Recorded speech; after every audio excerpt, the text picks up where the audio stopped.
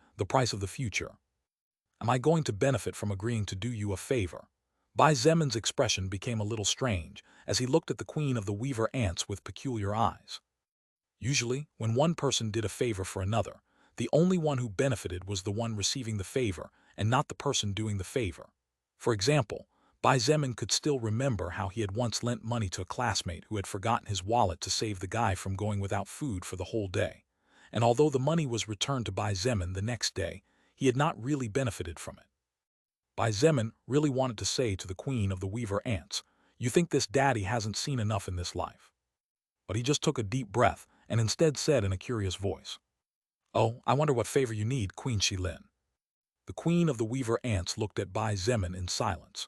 She did not respond immediately and instead watched him carefully, taking her time as if, instead of having less than 30 minutes of time remaining, she had an eternity ahead of her. Bai Zemin felt it was a bit strange, but he said nothing and simply remained standing while keeping his gaze fixed on the queen of the weaver ants. He was not worried about receiving a sudden spiritual attack, as he had the pendant he obtained several months ago, which protected him against 3 spiritual attacks every 24 hours. However, Bai Zemin was still on guard against the 2 existences in front of him. Although everything had been comfortable so far, Bai Zemin was only willing to put his hands on fire for a few existences, and the 2 existences in front of him were definitely not part of them. After about 5 minutes or so of awkward silence, the queen of the weaver ants finally opened her mouth and said in a weak voice, "Let me ask you, what is your aspiration?" "My aspiration." Bai Zemin jumped in surprise not only because of the sudden question, but because of how weird it was. "Your aspiration?" Lin nodded, her voice growing softer and softer as she slowly said, "What is your goal?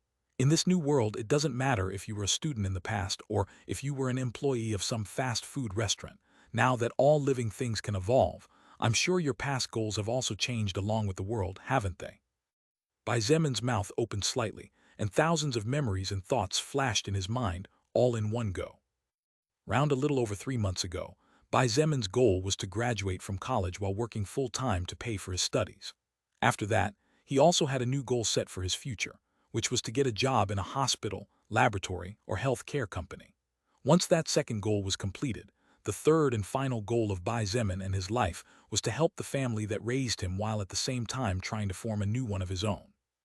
Although Bai Zemin was not sure that he would ever be able to find a good wife to marry and have children with, the him of just over 3 months ago had been willing to try. At the end of the day, he also wanted to have children someday and give his parents grandchildren. However, those three goals largely summed up the future and what would have been the life of the existence known as Bai Zemin. Three goals for which he had been fighting hard, but which were now nothing more than things of the past.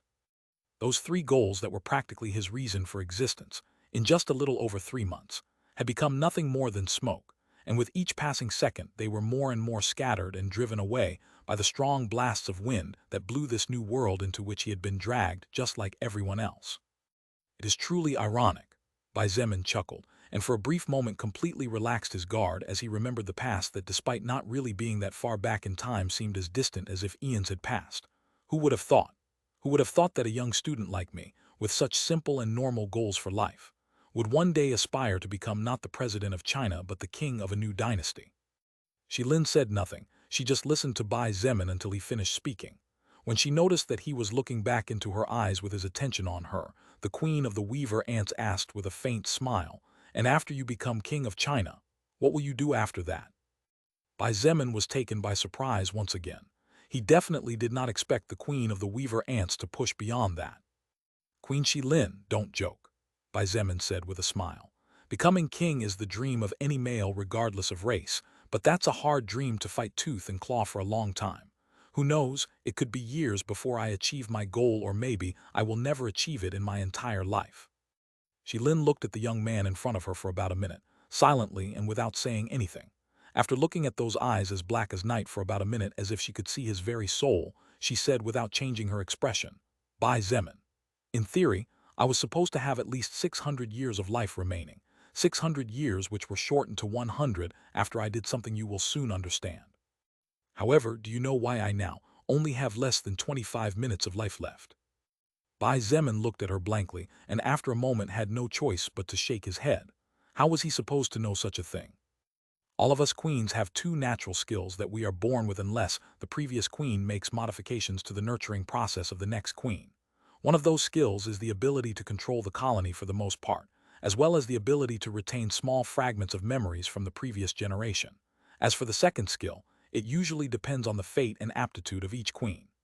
Lin explained with a faint smile. But her next words were something Bai Zemin did not expect to hear. "My natural skill is called clairvoyance, and just as its name suggests, it allows me to see the future up to a year ahead." Bai Zemin sucked in a breath of cold air, and his heart trembled in shock as his brain processed what the queen of the weaver ants had just said. Clairvoyance, the ability to see the future and even a year ahead at that. My God, with that kind of skill shouldn't the ant in front of him be an invincible existence? Bai Zemin couldn't understand how an existence capable of seeing a year into the future could ever lose. Even if she couldn't win, there was definitely no chance of defeating her. Even Lilith gasped in surprise as she looked at the weaver ant in front of her. Such a skill was simply insane. Even though she knew of the existence of similar skills, the skills Lilith had heard of only allowed its user to see at most a few seconds into the future, but definitely did not extend to a minute, not to mention a whole year. Lin smiled kindly as she saw the surprised expression that had frozen on Bai Zemin's face. She explained, "Of course, to activate such a strong skill I first have to satisfy a certain requirement, and the skill has 2 months of cooldown time. 2 months of cooldown time. Even if it was 10 months, it would still be an extremely terrifying skill. But Lin's next words made Bai Zemin finally understand what she meant by certain requirement, and the reason why she was on the verge of death. In exchange for using clairvoyance, the requirement to activate the skill is to pay 1 year of my total life expectancy. 1 year for 1 year sounds fair, don't you think? Bai Zemin frowned tightly, and a flash of confusion crossed his eyes. Queen Lin, you just said that even after you did something that I will soon come to understand your life expectancy should be 100 years. Why then? Lin continued to smile kindly as she quietly explained, to use clairvoyance, I need to have a goal in my mind first. For example, if I want to know my future for the next year, then I need to focus on myself in order to see it. Additionally, if I try to see the future of something beyond myself, then I will have to pay a certain price as a consequence. For example, I cannot see the future of this world unless I am willing to pay the price for it. Bai Zemin again frowned, and Lilith subconsciously sighed in relief. Although clairvoyance was undoubtedly a powerful skill, it clearly had several limitations. It was not a skill that could be used lightly, and it also needed to know at least something involving the future that the user wished to see. In addition, there also seemed to be more hidden secrets that did not favor the user but made it pay in return for showing it what it wished to see. Suddenly, a thought crossed his mind, and Bai Zemin's expression changed slightly as he looked at the Queen of the Weaver Ants. Lin smiled as she saw the change in Bai Zemin's expression. She nodded as if she knew what he was thinking and said in a melodious voice, I tried to see your future earlier. I was going to use that to kill you later on. Hey, Bai Zemin couldn't help but call out. Haha, Lin let out a giggle, causing her upper body to tremble tentatively. She kept the same expression as before as she pointed out in a weak but playful voice. What? Are you forgetting that you and I were enemies? I of course intended to kill you. Bai Zemin's eyelid trembled several times, and even though in his heart he knew that what the weaver ant in front of him said was true, for some reason he felt the urge to go punch her face. Who would feel happy after hearing that someone was planning to kill them after learning about their future? But Lin paused, and the smile on her lips receded a bit as her voice turned a bit more serious. Something I didn't expect happened during the activation of clairvoyance with you as the target. In exchange for seeing your future 1 year ahead with the intention of modifying it to my will, instead of losing 1 year of life expectancy, I lost a century. Bai Zemin and Lilith's expressions also turned serious as they looked at the Queen of Weaver Ants, waiting for her next words. Lin did not continue immediately. Just like before, and as if she had all the time in the world at her disposal, she observed Bai Zemin calmly before saying in a curious voice, Bai Zemin, the future I saw is really interesting. I must say that the price I had to pay was worth it. Was worth it. Bai Zemin lowered his head and muttered those words with a complicated expression on his face. The Queen of the Weaver Ants had paid with all the life she had left to see the future of another existence. She was going to die in less than 30 minutes. But in her eyes, the price she paid was worth it. Bai Zemin could not understand that kind of train of thought. Life should be the most precious and valuable treasure of all. He could not understand how Lin could act so calm, composed, and even happy despite knowing that she was about to die, knowing that the cause was the person she was now treating so kindly. You have a really hard future ahead of you. Even though I only got to see 1 year of your future life, the amount of blood I saw still makes me shudder. Lin sighed and looked at Bai Zemin with complicated eyes brimming with emotions that he couldn't understand at that moment. But it's thanks to that future I saw that I realized that my previous investment of 500 years was completely worth it. Lin smiled. Then she said words that Bai Zemin would only understand several months later. I have decided to bet everything until the last of my records on you, and I believe you will not disappoint me. It would also be many months later when Bai Zemin would realize that in reality, he was not doing a favor to Lin. It was she who was doing a favor for him. A magnitude that he could only be grateful for until the end of times. Chapter 701, Kings, Emperors, and a Promise. Chapter 701, Kings, Emperors, and a Promise. Bai Zemin did not know what to say at the words of the Queen of the Weaver Ants. All he could do was look at her with complicated eyes and wait for her next words.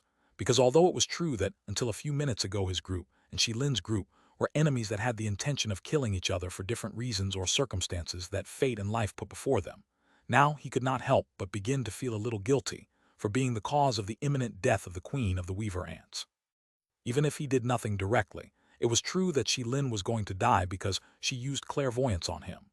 Only then did Bai Zemin understand the reason why she had told him earlier that she used clairvoyance on him with the intention of knowing his future and thus killing him. It was precisely to prevent him from feeling too heavy. These kinds of enemies were the worst to face. Because despite knowing that you needed to face such enemies, something inside you would feel reluctant to swing the sword towards their necks to take their heads. Using 500 years of my lifespan, I have nurtured the next queen. Lin interrupted Bai Zemin's thoughts. Her voice now sounded more powerful than before, or maybe it was the emotion she felt that propelled her spirit a little higher compared to the whole course of the previous talk they just had. The next queen, Bai Zemin looked up in surprise. Actually, each queen usually only invests the last 100 years of her useful life to foment the queen of the next generation. With those 100 years of records invested, the queen of the next generation will receive the ability to lead the colony and talented enough not to be beneath her subordinates. Lin paused for a moment before letting out a chuckle. You know, when an unintelligent race starts to gain intelligence, the previously obedient subordinates are really hard to control. Although it doesn't happen at the same degree and as often as it does among your human race, even in ant colonies problems of disobedience and takeover attempts do occur. Bai Zemin nodded in his heart as he looked at the queen of the weaver ants with admiration. From time immemorial it had been said that the intelligence humans enjoyed was a blessing, but at the same time it was a curse. The human being without realizing it was walking towards its own destruction, because its intelligence gave it the ability to reason and think, something that with the passage of time would also mean a curse in the form of nonconformism, greed, etc. Even though the ants were united by a huge network that was connected to the queen as a nucleus, with the ability to think and reason for themselves, some ants would naturally not be satisfied maintaining their position for all eternity. Be that as it may, back to the topic of the queen of the next generation. Lin continued, after seeing your future, I decided to invest everything I had to foster this future queen. Do you know why? Bai Zemin hesitated for a moment before asking in a tentative voice, You want me to take care of the next generation's queen? He was not stupid and could add 2 plus 2. It was natural to come to such a conclusion if one thought carefully. Lin chuckled at Bai Zemin's words. She said neither yes nor no in response. Instead, she continued to speak calmly and softly. When I saw your future, what I saw shocked me. It is hard to believe that in just 1 year a person would rise up to become the new king of this land. It is really hard to believe that in just 1 year, a young male who was just an ordinary human a couple of months ago would become the highest power of the human race in this country you call China. Bai Zemin said nothing, but in his heart, he was extremely happy. The words Lin said had practically just confirmed that in a year's time he would undoubtedly be the king of China. Even if Bai Zemin was confident that he would make it, knowing that the queen of the weaver ants had seen that future using her skill clairvoyance was a great relief to him. The eyes of Lin flashed strangely for a moment. She looked at Bai Zemin with a smile on her face and asked again, What is your aspiration? Bai Zemin blinked, confused. Didn't he have given his answer earlier? It was then that something clicked in his mind. Bai Zemin finally understood the reason why the queen of the weaver ants had taken so many turns to return to the same place. Year, perhaps in less, your goal of becoming the king of a new dynasty will become real if you continue the current pace. You will be the king of the new China and the leader of mankind in these lands.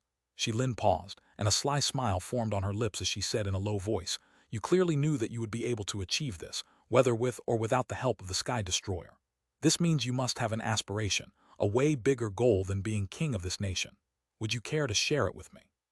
Bai Zemin couldn't help but force a smile. By using clairvoyance and seeing into his future, Lin should have a rough if not clear idea of his talent, growth speed, and battle power that did not suit his level. Therefore, it was to be expected that she would not believe that such a person would have only the small goal of being king of a country. But what could he say? If Bai Zemin told the queen of the weaver ants that his highest goal was to become the ruler and highest existence of the entire cosmos, of all life within the firmament, how would she see him? As a lunatic. Could it be that your goal is actually to become emperor? Emperor? Bai Zemin blinked at her in confusion. According to the information I got from the records of the humans I killed, in the history books of the country known as China, there were normal humans who were brave enough to call themselves emperors just because they were leading the mankind of a territory. Lin closed her eyes for a moment as she muttered those words. Bai Zemin frowned for a second before regaining his composure.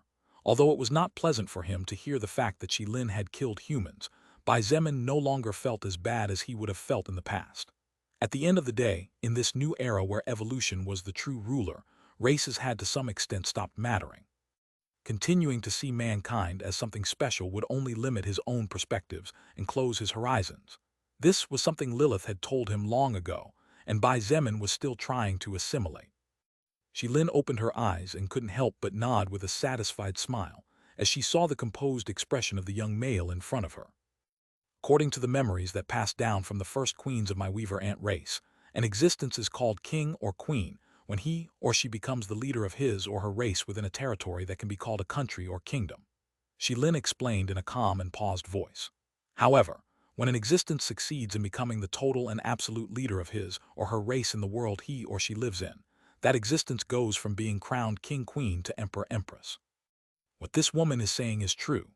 Lilith nodded from the side and pointed casually. Only those who completely control their race have the right to call themselves emperor or empress, as the soul record will give them that title when the time is right. That lower existence you faced in Oblong World, for example, was called emperor because his title really was emperor. Bai Zemin paused for a moment and couldn't help but think about his current subclass. His subclass had evolved and was currently called Lord. Bai Zemin estimated, based on the words Lilith said, that when he managed to control all of China, his subclass would be changed to King, and by the time he managed to conquer the Earth it would be Emperor. But he was not too sure yet, as there was also the matter of titles. Bai Zemin currently had the title Leader of Yanking, and he didn't know what would happen to it later. So, your real goal is to be Emperor. Lin snapped Bai Zemin out of his inner thoughts. She was smiling throughout as she said in a low voice, "It is your goal to become the leader of the entire human race in this world." Bai Zemin hesitated for a moment. He didn't know whether he should tell the truth or lie here. But Bai Zemin's hesitation was not necessary. "Or is it your goal to rule the entire universe?" He abruptly raised his head and looked at the queen of weaver ants with wide eyes. Lin laughed at the sight of Bai Zemin's expression, and her voice rose several notches as she said in a cheerful voice, "Ha ha ha. No need to be so amazed. I've seen your battle against the human Kang Giying, even though it was only 2 attacks. A level 50 existence surviving 2 direct attacks from a level 400 existence is something that is not in my records. It's natural for your goals to be different than others." While it was true that Kang Giying had given Bai Zemin time for him to recover after being injured, and while it was true that Kang Giying had given Bai Zemin time for him to increase his strength and prepare one of his most powerful attacks, the truth was that he actually survived the direct confrontation. Not only did he survive, but Lin had seen how Bai Zemin stood up against Kang Giying for a few seconds. Although it's a pity that we didn't get to see how the confrontation between you and Kang Giying would have ended if not for the fact that he couldn't stay in this world for much longer. That battle made it clear to me that you are not an existence that can be measured by common sense or by logic. Lin pointed and sighed wearily, pausing before continuing. "That's why I wouldn't be shocked if your goal is to rule over all life someday." Bai Zemin sighed and after one moment of consideration nodded. "My goal is, in fact, to rule the universe. My highest goal is to become an existence that can exceed the limits of the soul record. Only then will I feel comfortable. I want to have control of my life in my hands." "I see," Lin nodded. She didn't scoff at Bai Zemin's seemingly crazy goals. Instead, she sighed. "It's true that no matter how strong we are, unless we manage to break through the barriers of this fantasy cage we live in, the soul record might one day take all our strength when it feels like it." Fantasy cage. That was a good way to call the situation all living beings found themselves in. Bai Zemin couldn't help but feel like agreeing with the queen of the weaver ants. The soul record was the cage, the barriers. All existences lived within the boundaries. Every living being was limited by the soul record. Everyone's strength was bound by the system. If the soul record gave them the possibility to evolve, then the soul record surely had its means to remove them. Fear and urgency grew in Bai Zemin's heart. The mere thought that in a second he would lose everything he had worked so hard for sent a shiver running down his spine. Even though his growth could already be described as breakneck and would probably jump straight to level 100 once he managed to break through the barrier to the second order, Bai Zemin felt that he needed to hurry up even more, much more. "Bai Zemin, I will hand over control over this battleship to you, but I need you to promise me that you will take the queen of the next generation with you." Lin interrupted Bai Zemin's thoughts again. She looked at him practically with pleading eyes as she said in a low voice, "That girl will definitely be of great help to you, I'm sure of it. She might even have a talent that doesn't lose much to yours, since never in history has a queen broken the rules, practically sacrificing her entire life to immediately foster the next queen. Besides, she won't be much different from you humans in appearance, so you won't have much trouble with your people." Bai Zemin thought for a moment and did not answer right away. This was a serious matter after all, because once he agreed, then he would keep his word no matter how many humans objected. But there really wasn't much to think about. Bai Zemin already knew the answer he would give even before Lin asked him. Putting aside everything else, even putting aside the fact that Bai Zemin needed to gain control over the Sky Destroyer, what Lin had just mentioned was true. A normal queen was born being a first-order existence, so how strong would the next ant queen that had been nurtured with 5 times the amount of normal records be? Bai Zemin could use the skill Loyal Follower to avoid all future problems and obtain an extremely powerful subordinate that in the future might even be able to control millions of ant soldiers to fight for him. "Okay," Bai Zemin nodded and said in a stern voice, "I promise that I will take care of the queen of the next generation. After your death, the next queen of the Weaver Ants will be treated as if she were a daughter to me." "A daughter?" Ling murmured in surprise. Then she smiled kindly and said in a tender voice, "That's a great relief to me. I'm sure you won't be disappointed." Chapter 702, Bai Zemin's first daughter and gain control over the battleship. Chapter 702, Bai Zemin's first daughter and gain control over the battleship. After chatting for 2 or 3 minutes more with the queen of the Weaver Ants, Lin asked Bai Zemin to leave the command room and wait outside for a few minutes. Although he did not understand very well what was going on, Bai Zemin decided to obey. However, just as he was about to take the last step to move beyond the door of the room, his footsteps stopped. "Is something wrong?" Lin looked at Bai Zemin with confusion in her eyes as she saw him stopping at the last moment. Bai Zemin looked at the queen of the Weaver Ants over his shoulder instead of turning back completely. He did not reply immediately to her question, and instead looked at her silently for several seconds. When Bai Zemin had first stepped into the command room, Lin was still a great beauty that in the past, pre-evolution world, could easily have competed with the most beautiful women in the world even with her exotic features. The current Lin, though still a beauty in her own right even by human standards, was no longer as radiant as before. Her skin had become incredibly dry, and even from a distance some wrinkles could be seen on the surface. The sparkle in her large but still beautiful black eyes had dulled to the point that it was difficult to see, and her breathing had become so superficial that had it not been for his senses as a soul evolver, Bai Zemin might have thought she was a corpse. The Lin of about 20 minutes ago was already so beautiful and radiant even though her condition had worsened so much that Bai Zemin could not help but feel that it was a pity he had not been able to appreciate her beauty before her life expectancy dropped so low, before she donated practically all her records and talents to the new and future queen. For some reason, Bai Zemin knew that as soon as he set foot outside the command room, it was highly probable that he would never see Lin again. Bai Zemin closed his eyes for a moment before opening them and continuing to move forward.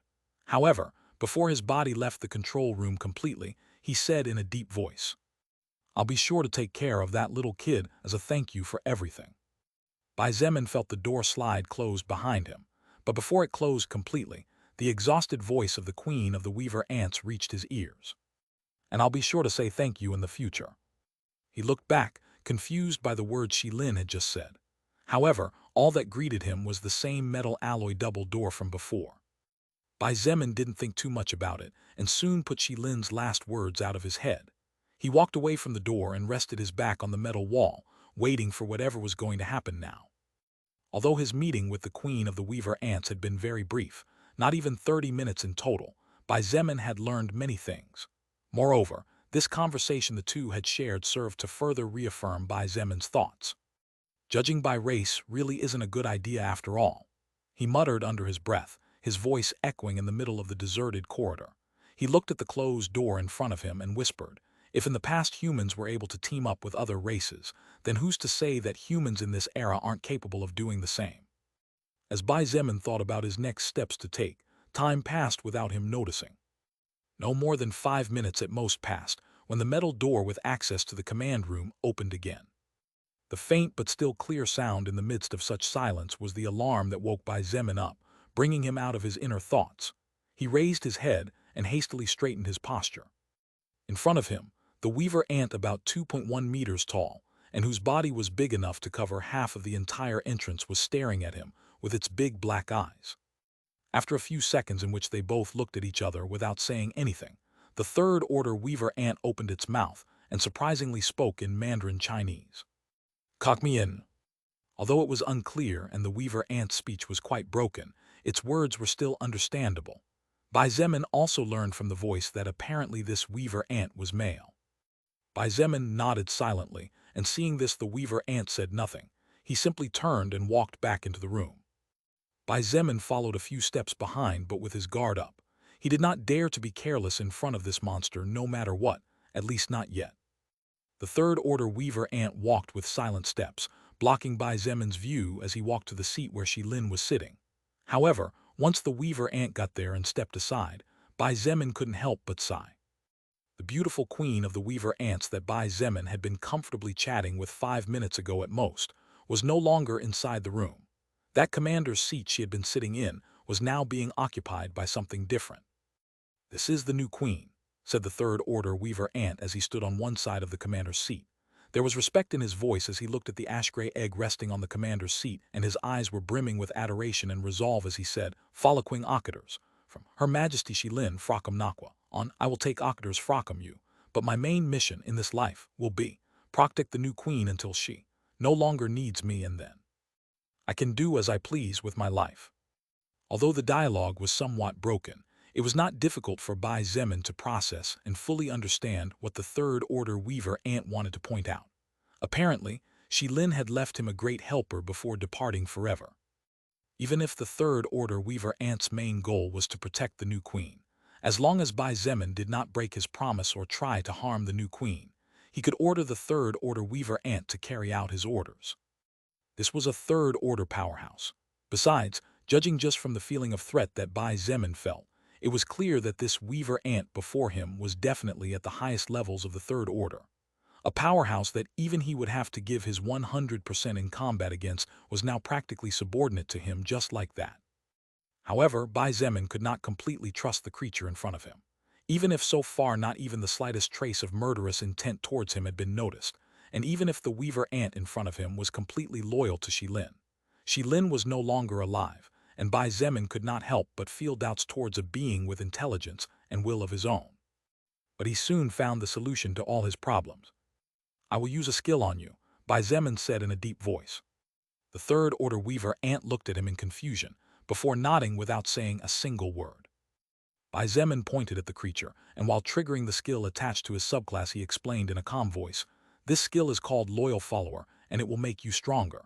The only thing this skill will affect you, in theory, is in the fact that you cannot betray me. For example, if at this moment you are thinking about revealing yourself against me in the future, then those thoughts will probably cause the skill to not activate properly. Do you understand what I mean?" "Okay," the ant nodded without concern at all. Bai Zemin was satisfied. "This skill doesn't really have any limits on you. It is merely an insurance for me and my people. You can do whatever you want later as long as you don't harm me." The ant nodded again, and soon the skill Loyal Follower went into effect. "You have successfully turned third order, apocalyptic ant, Kongjun level 186 into your Loyal Follower." Success!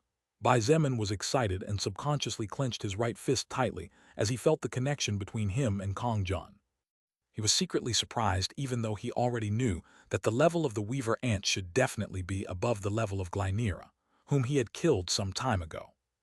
Level 186, Apocalyptic Ant. No matter how Bai Zemin looked at those records, he was definitely glad that he didn't have to fight against the ant in front of him. "Kongjun, are there more weaver ants in the battleship besides you and the new queen?" Bai Zemin asked immediately. This was a crucial question for him. However, Kongjun simply shook his head and said nothing. "That's good." Bai Zemin patted his chest as he sighed in relief. Now he didn't need to worry about Meng Qi and the rest of the team. Although he had been vigilant in the corridor, Bai Zemin had not heard any battle explosions, but he was still worried as the distance between them and him was currently really big. But with Kongjun's confirmation, there was no need to worry anymore. Bai Zemin advanced with confidence this time. He walked straight towards the seat of the commander and noticed that apart from the ash-gray egg, there was also a small jet-black ring that was encircled by several quite deep and mysterious golden runes. It was the Ring of Commander, the key that would open all the doors to the control of the Sky Destroyer battleship, the key that could awaken the machine of destruction. Bai Zemin was sure that Lin had already made the arrangements for him to become the next commander of the battleship. But his attention was mainly focused on the ash-colored egg, rather than the ring of the commander. The egg was about 40 centimeters high and approximately 30 centimeters wide. Aside from the ash-gray color that covered its entirety, the egg seemed to be filled with golden-colored veins that pulsed like a living thing every so often. But what was most striking was the massive amount of mana and records surrounding the egg. This little one sure is hungry. Bai Zemin muttered a little wordlessly as he noticed how the mana and records were absorbed by the golden veins. He could feel the egg, or rather, whatever was inside it getting stronger and stronger with each passing second. "Hey Kong Yun, do I have to do something here?" Bai Zemin asked as he tentatively reached out a hand to caress the egg. It felt a bit scratchy to the touch but soft at the same time. It was a really strange feeling and completely different from chicken eggs. "Keep the new queen close to you. If Yaku talk to her, it would be good too. Even Thakug she hasn't been bakin yet. The new queen can sense and hear some things. According to what Her Majesty Lin tackled me before," Kong Jun replied. His voice was practically mechanized and emotionless. Just as babies could hear the voices of their parents while still in the mother's womb, it was reasonable that the little living thing inside the egg could also hear the voices of the people nearby. If Bai Zemin wanted to build a good relationship with the life that would be born from the egg, it would be best for him to keep it close and converse often, just as Kong Yun had said before. "I see." Bai Zemin nodded, and as he looked at the egg he murmured, "I will take care of you from today onwards, little one." The pulsing pace of the golden veins altered for a moment, seemingly in response to those words. Bai Zemin didn't know if it was just a goofy thought on his part or not, but he still chuckled. "Do you have any idea when the new queen will be born?" Bai Zemin asked as he picked up the ring of the commander and watched it carefully. "No." Kong Yun's reply came immediately. It was clear that he did not like to talk too much and valued his words. "I see." Bai Zemin nodded without caring too much. When the new queen was born, he would be there for her. Since he had said he would take care of her as if she was a daughter to him, then Bai Zemin would keep his word no matter what. Swoosh! A rush of wind blew into the command room, bringing with it a delicious scent of fresh roses. Kong Yun froze on his feet as he looked at the human female that had just appeared less than 2 meters ahead, and his eyes widened in shock. However, he soon calmed down and continued to stand silently. "Little brother Zemin, have you perhaps had a daughter with a woman other than me?" Lilith immediately started doing Lilith things from the moment she appeared. Bai Zemin looked at Kong Yun and sighed in relief. The giant ant was calmly standing there. He didn't ask questions, nor did he talk about things he didn't have to talk about.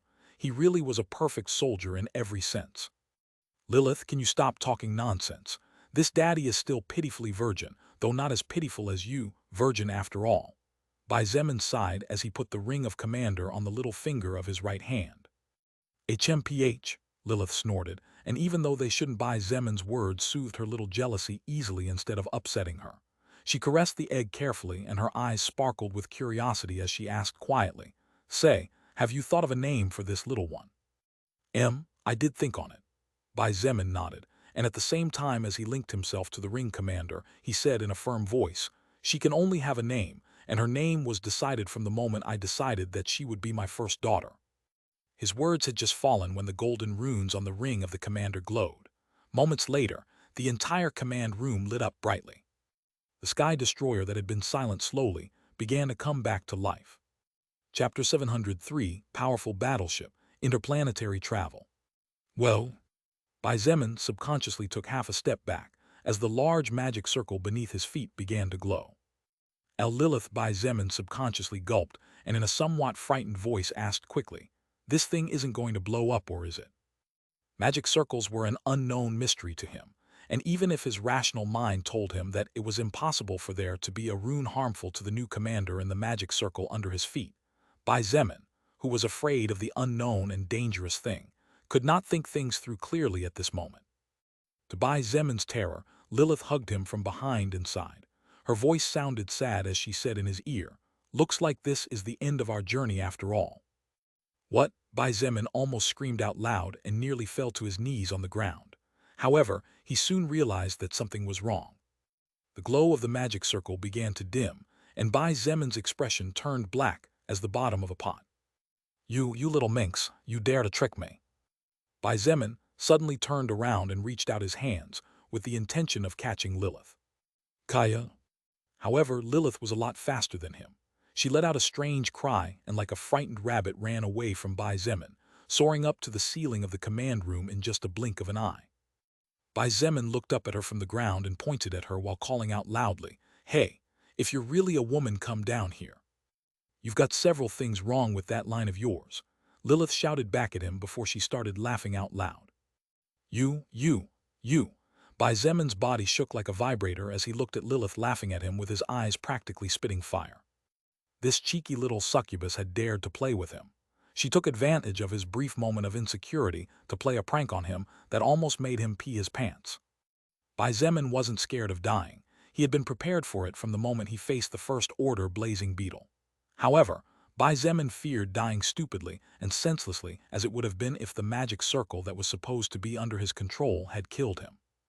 As Lilith laughed to herself, she suddenly blinked in confusion as she saw Bai Zemin quickly calm down. She couldn't help but wonder what was going on now. Seeing Bai Zemin begin to focus on the ring that connected him and gave him control of the Sky Destroyer, Lilith couldn't help but ask quietly, "What's wrong, so quiet all of a sudden?" Bai Zemin looked at her with cruel eyes and made a smacking gesture with his hand as he said in a serious voice, "You just wait. This daddy is a patient man. I will definitely make the skin on your butt remember the warmth of my hand." Lilith subconsciously brought both hands towards her backside and jumped in the air while looking at Bai Zemin like a cat looking at a tiger, acting carefully and not wanting to be eaten alive. HMPH, Bai Zemin snorted and continued to inspect the ring. A lot of information was flowing into his head and he needed to focus a bit. At the same time that Bai Zemin and Lilith were doing couple things, Kong Jun, the Third Order Weaver ant, watched from the side with confusion in his eyes. Although Kong Jun was an intelligent being who did not lose to an adult human, the reality was that human customs were things he could not understand even after absorbing many records of the race. It seemed weird to the Weaver ant as the human male and female seemed to be fighting, but for some reason, it didn't seem like a fight at all. Bai Zemin was comprehending the battleship using the ring of the commander. He understood where the weapons were, how to activate them, the basic workings of some of the magic circles. Bai Zemin opened his eyes after about 5 minutes, and with a single thought on his part, the black ring glowed. Swoosh!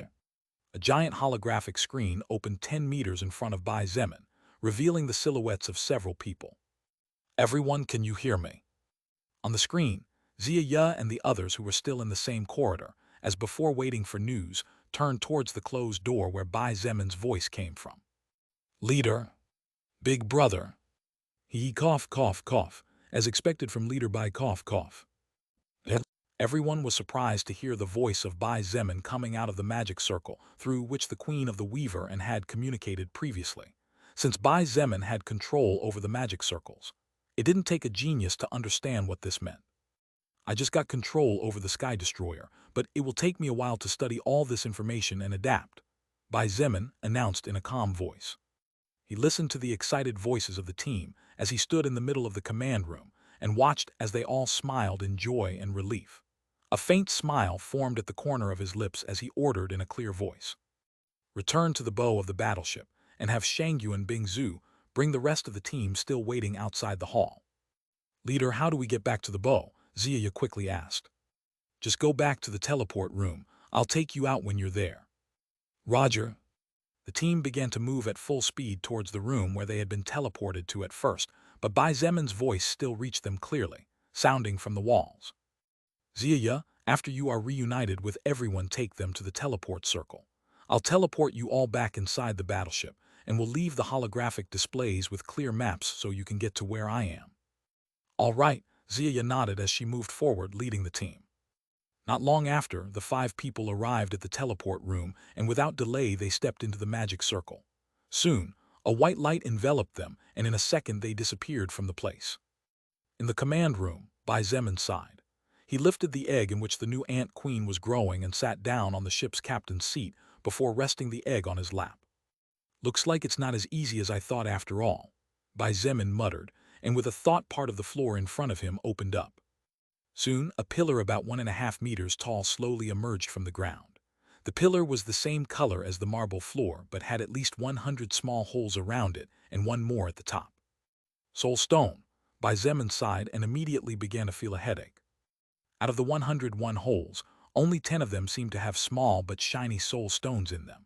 Furthermore, each of the soul stones that were there was a third-order soul stone, and although they were not completely filled with energy, that did not take the importance away from the fact that they were soul stones that came from third-order existences. Of course, Bai Zemin had no intention of touching the 10 third-order soul stones in the pillar that operated as an energy transmitter to the entire battleship. Each of the soul stones that were there had a purpose, and if one of them was removed, then the Sky Destroyer would lose one of its functions or part of it. "This ship is quite strong, but the power consumption is also very large." Lilith walked over and placed a hand on Bai Zemin's shoulder as she looked at the pillar before her. "What will you do? With this amount of energy, I don't think you can do very much." Bai Zemin couldn't help but feel a little frustrated. He didn't understand why in light novels, when the main character encountered some kind of legacy, that legacy was sealed or needed energy to function.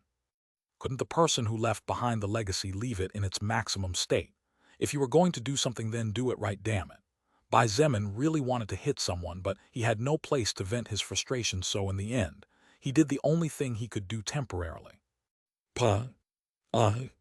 Lilith jumped in surprise when she felt a big and heavy palm slapping her butt. She looked at Bai Zemin with wide eyes and asked aloud, "Why was that supposed to be?" "I did it because I wanted to," Bai Zemin said shamelessly. He raised both eyebrows and said in a defiant voice, "If you have any problem, then come and bite me if you dare."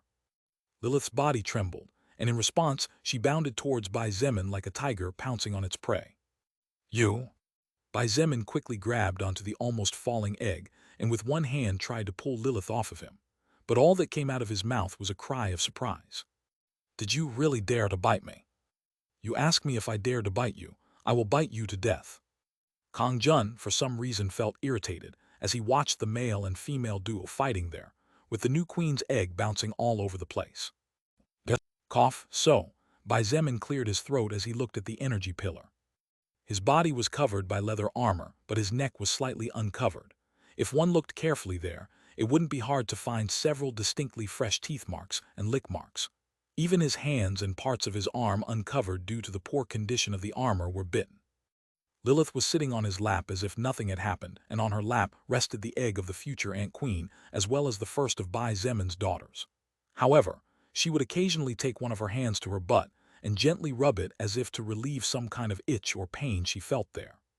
The current Sky Destroyer can teleport from the inside to the outside, and from the outside to the inside. The battleship can also fire 10 of the 500 tertiary cannons, one of the 100 secondary cannons, and cannot fire the main cannon at all. The remaining energy also allows the ship to move approximately 800 kilometers at an altitude of 50,000 meters, as well as erect a defensive barrier capable of withstanding the attacks of several initial third-order existences for a month, or resisting the attacks of several peak third-order existences for approximately 24 hours. Bai Zemin listed several of the functions that the Sky Destroyer currently had, which, despite being quite amazing, were actually quite simple. Simple because, after learning what this battleship could really do, Bai Zemin felt his blood run cold. "What a pity," he sighed as he hugged Lilith tightly. "If the radar function was active, I could connect to the satellites and have a clearer map about the current world condition. But for the radar function, I need to gather 33rd order soul stones first." At 33rd order soul stones, the Sky Destroyer could display a map of the entire world with many detailed references about each important area. At 53rd order soul stones, the Sky Destroyer awakened the AI function, which served to sneak into the various security systems of the world as long as the battleship was in a certain range.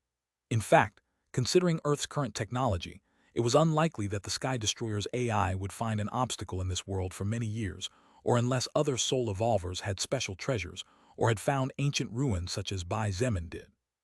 But what Bai Zemin was most excited about were the two most powerful functions of the Sky Destroyer that he would definitely not see for a while. With 103rd Order Soul Stones, the main cannon of the Sky Destroyer was finally activated. This cannon possessed the ability to threaten the lives of 4th Order existences. Although the cannon could only fire 5 times before 90% of the energy was lost, those 5 shots could mean 5 dead 4th Order existences. Finally, with 103rd Order Soul Stones and 1 4th Order interplanetary travel, Bai Zemin sighed and couldn't help but marvel. This battleship really was built by people from this world. It's hard to believe. Lilith said nothing for a moment before tentatively noting, if and only if, but let's say you manage to fill in all the slots in this battleship. What will you do then? Is that even a question? Bai Zemin kissed her cheek and said in a deep voice, I would rule over the Earth, and after that I would go on to rule the rest of the solar system, expanding to the Milky Way later. Chapter 704, Triumphant Return Part 1. When Ziya leading Shangyuan Bingzhu and the others arrived at the control room about half an hour later, the expression on the face of everyone was fabulous to appreciate. Bai Zemin really had a lot of fun taking mental pictures, especially of the expressions of people such as Sun Ling, who usually acted all flirtatious and seductive, as well as Shangyuan Bingzhu, who most of the time behaved composed and calm. Liang Jing was the wildest of all. The man started coughing furiously, and his face had turned as red as a beet. Bai Zemin, even though he was about to have a heart attack as he fell to the ground while looking at the futuristic-looking control room with wide eyes. Big brother, Meng Qi muttered under her breath. She didn't even care about the scenery and immediately walked toward Bai Zemin as soon as she set foot inside the command room. Bai Zemin was sitting in the seat of the ship's captain. His posture was relaxed and arrogant to the point where several of the soul evolvers who saw him at first had the urge to charge forward and punch him in the face to wipe that smile off, while more than a few ladies froze for several seconds before looking away with sweat running down their faces and their hearts beating fast. His right leg rested on his left leg. The elbow of his left arm rested on the armrest of the seat made of some kind of black mutant beast leather, and with his arm extended upwards, he rested his face in the clenched fist. He really looked like a relaxed person who was taking some kind of vacation. Bai Zemin smiled kindly at Meng Qi after she arrived beside him and assured her that everything was fine when he noticed the concern on her face. It was only then that Meng Qi realized that there was someone else in this room besides her brother and the group that had just arrived. Meng Qi looked at the silhouette standing just behind the seat where her big brother was sitting and subconsciously took a step back before stopping. She eyed the figure warily and asked cautiously, Big brother, who is this person? It was her words that brought the others out of the dreamy state they were in. They all followed Meng Qi's eyes and froze as they saw the giant tower standing just behind the seat of the ship's captain in which Bai Zemin was sitting. Oh, Bai Zemin nodded as if he just realized what was happening and calmly said, Everyone, let me introduce our new team member. This big guy here is named Kang Jun, and from now on he will be my bodyguard. Bodyguard. Shangyuan Bingzhu whispered to herself as her entire body tensed while looking at the silhouette wrapped in a large black cloak that covered his appearance completely. She could sense extreme danger coming from the figure underneath the cloak, danger to the extent that her life could be endangered in a 1 versus 1 confrontation.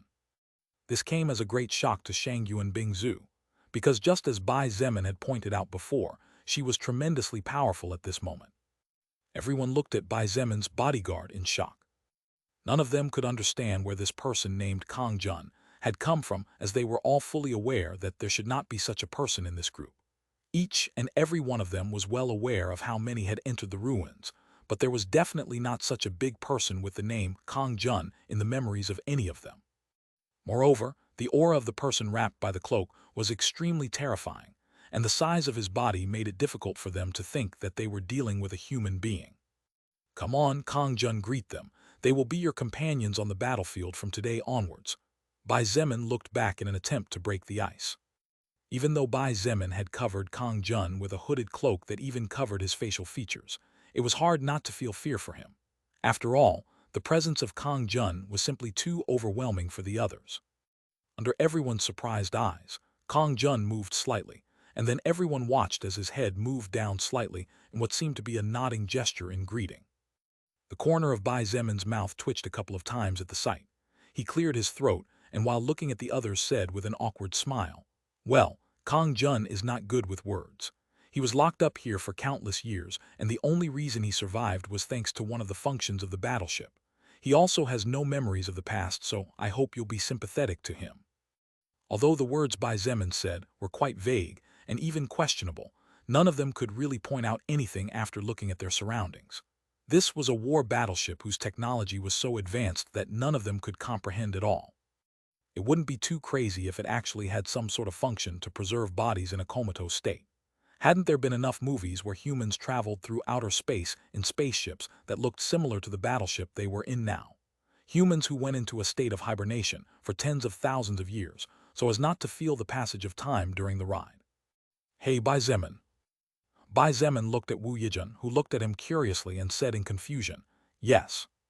Wu Yijun looked at him, or rather, looked down at his lap with a rather puzzled expression on her pretty baby face. She pointed to what was resting against his body and asked quietly, "What's about that egg you have there?" Bai Zemin looked at the egg in his lap and he felt a small headache approaching. Because inside the egg was the future queen of the weaver ants, Bai Zemin could not store it in his spatial storage ring since he could not store living beings there. Therefore, he had no choice but to carry the egg at all times without daring to move away from it for fear of someone stealing or hurting his future little unborn daughter.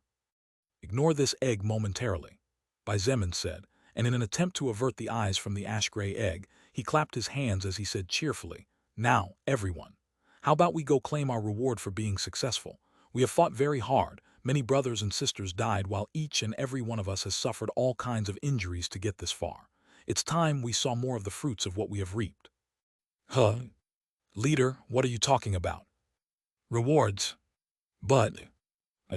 Everyone looked at Bai Zemin in confusion, and they began to murmur among themselves while exchanging dumbfounded glances. Because they were all speaking at the same time, understanding them was a challenge in itself. "Bai Zemin, what are you talking about?" Chen He walked over and asked with wide eyes, "Wasn't the reward of the fifth ruin this war battleship?" The Sky Destroyer was a war machine that would probably be unmatched for at least the next 5,100 years. Even though the only function they knew of was the teleportation, it was more than clear that this ship had many incredible features. However, the words Bai Zemin said suggested that there was more. "In fact, this battleship is the whole reward of the fifth ruin." Bai Zemin nodded. He took the ash-gray egg and while holding it close to his body said in a low voice, "The Sky Destroyer was the most valuable treasure of the ancient Kang Kingdom, its strongest weapon." Then, Chen He looked at him blankly just like everyone else. "However," Bai Zemin smiled mysteriously, and his eyes flashed as he slowly said, "This Sky Destroyer is a very large ship. And it turns out that while I was scanning the various functions of the magic circles installed throughout the battleship, I found that one of those features has a function very similar to the security cameras we are familiar with." Shangyuan Bingzhu narrowed her eyes slightly and asked too confidently to be a question, "You found something else inside the ship, didn't you?" Bai Zemin did not reply. Instead, he walked towards the door and as he walked out of the command room he said loudly, "Follow me, I'll show you something good." As everyone looked at each other, Kang Jun rushed forward and quickly followed Bai Zemin. More precisely, he followed the future queen of the weaver ants who was being taken away by Bai Zemin. Subconsciously, most of them took a step back when they saw the huge figure of Kang Jun advancing confidently. Every step the over 2-meter-tall giant took seemed to make the ground beneath his feet tremble slightly, which gave him an even more shadowy and respectable appearance than he already had. Shangyuan Bingzhu looked at Kang Jun for a moment before quickly following behind, joining Bai Zemin first and occasionally glancing back. She was really curious about this person named Kang Jun, but she would have to ask Bai Zemin later if she wanted to know more about it. On the other hand, as they walked in Bai Zemin's footsteps, Zhang De and Kai Jingyi exchanged glances quickly. They both saw the shock in each other's eyes and seemed to understand each other quite well as even without a word they both knew that the other was shocked by a surprising fact they had both discovered. Kang Jun was definitely not human. Zhang De and Kai Jingyi were also two of the loyal followers who followed Bai Zemin. In fact, they were both part of the first generation of loyal followers, so to speak. Both Zhang De and Kai Jingyi could feel some sort of connection with Kang Jun, and even though it was a very superficial connection to the point of being insignificant, that connection was more than enough for both of them to know that the new companion was far from being a human. They were both amazed and couldn't help but feel a little wary as well. They couldn't even trust humans of their own race, not to mention trusting other races. Zhang Du and Kai Jingyi, just like everyone else present, had seen zombies devouring humans and had even seen several goblins raiding human villages, raping and killing with fierce expressions on their faces. Therefore, it was not easy for them to trust Kang Jun, even if they knew that under the effect of the skill, loyal follower betrayal was not an option. Even then, none of them said anything and simply followed the team silently. If Bai Zemin did not say anything, then he had to have his reasons. He had never failed them and always managed to find the best path even in the midst of chaos and hopelessness, which was why Zhang Du and Kai Jingyi had blind faith in him. After walking calmly for about 10 minutes, Bai Zemin led everyone to the second floor and stopped in front of a huge metal door that was currently firmly closed. Just like the others, this metal door also had a deep blue magic circle on the top. "Is it here?" Shang Yuan Bingzu looked at him with expectation shining in her eyes. Bai Zemin chuckled and nodded. "This is the first stop, so to speak." With a single thought from Bai Zemin, the golden runes on the jet-colored ring lit up, and in response, the more than 10-meter-wide metal door slowly slid down. Shang Yuan Bingzu and Bai Zemin were the ones ahead, therefore, they were naturally the first to see what awaited beyond the door when it began to open. The eyes of Shang Yuan Bingzu twinkled as if thousands of stars were shining in them as she muttered under her breath, "My God." Even Bai Zemin, who already knew what was there, because he had seen it using the strange security camera function that the magic circles couldn't help but get excited. His heart began to pound against his chest loudly as he looked at the inside of the huge room, and just like Shang Yuan Bingzu, his eyes also lit up brightly. Meng Qi, who was only a few steps behind, froze in her tracks when she arrived in front of the door. Her eyes sparkled, and before anyone else could do anything, she looked at Bai Zemin with fierce eyes as she said in a serious voice, "Big brother, you have to give me one of those no matter what."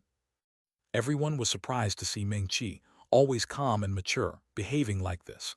But when they saw what was happening, they understood the reason and could no longer blame her. Chapter 705, Triumphant Return, Part 2. The room that awaited the group beyond the large metal door was even larger than the command room. This room measured approximately 2,000 square meters and took up quite a considerable part of the second floor for itself. The room was illuminated by dim, light-colored lights that provided a clear view of the interior, but at the same time avoided hurting the eyes even if a normal human being would stare at the beautiful colored pearls that adorned the ceiling and light sources for a long time. In addition, there were large semi-transparent colored energy barriers with pink tones that divided different areas of the room into what seemed to be something similar to prisons, but without metal barriers. What attracted the eyes of everyone was what lay beyond each of the energy barriers, inside each jail. At least 50 or 60 pairs of small eyes looked towards the entrance of the room with curiosity. Some of them just closed their eyes lazily after several seconds, while most of them stood up with hesitant steps, approaching the energy barrier as if they wanted to take a closer look at the newcomers. "What cute little animals!" Meng Qi rushed forward like a whirlwind and appeared in front of one of the energy barriers. She knew that the barrier was not meant to cause harm because she had seen one of the little animals carelessly touching it. Therefore, Meng Qi knelt down to be at a similar height with the little creature and pressed her forehead to the barrier. "Hello, little cutie." Meng Qi smiled sweetly as she spoke to the creature about half a meter tall. The little animal gently opened its mouth and let out a low, weak sound in response, before using its pink tongue to lick itself with its eyes still fixed on Meng Qi. The display of tenderness from the little animal had been fatal, because immediately after Meng Qi, several soul evolves from the human group rushed into the room.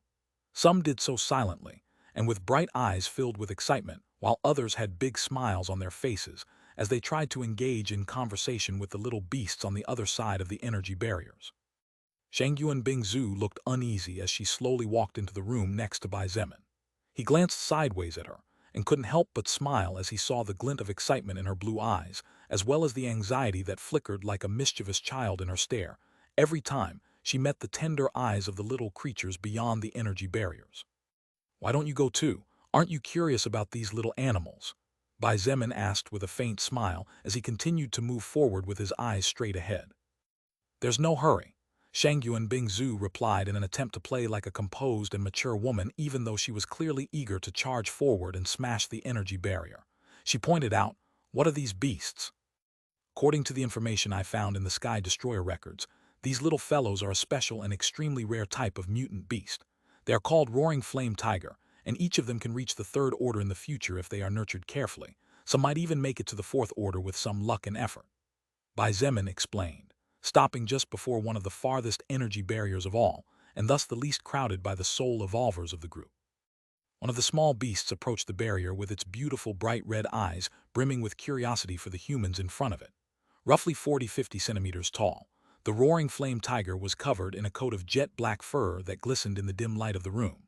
However, the most striking feature was undoubtedly the small red flames that danced around its tiny paws with every little step the animal took forward.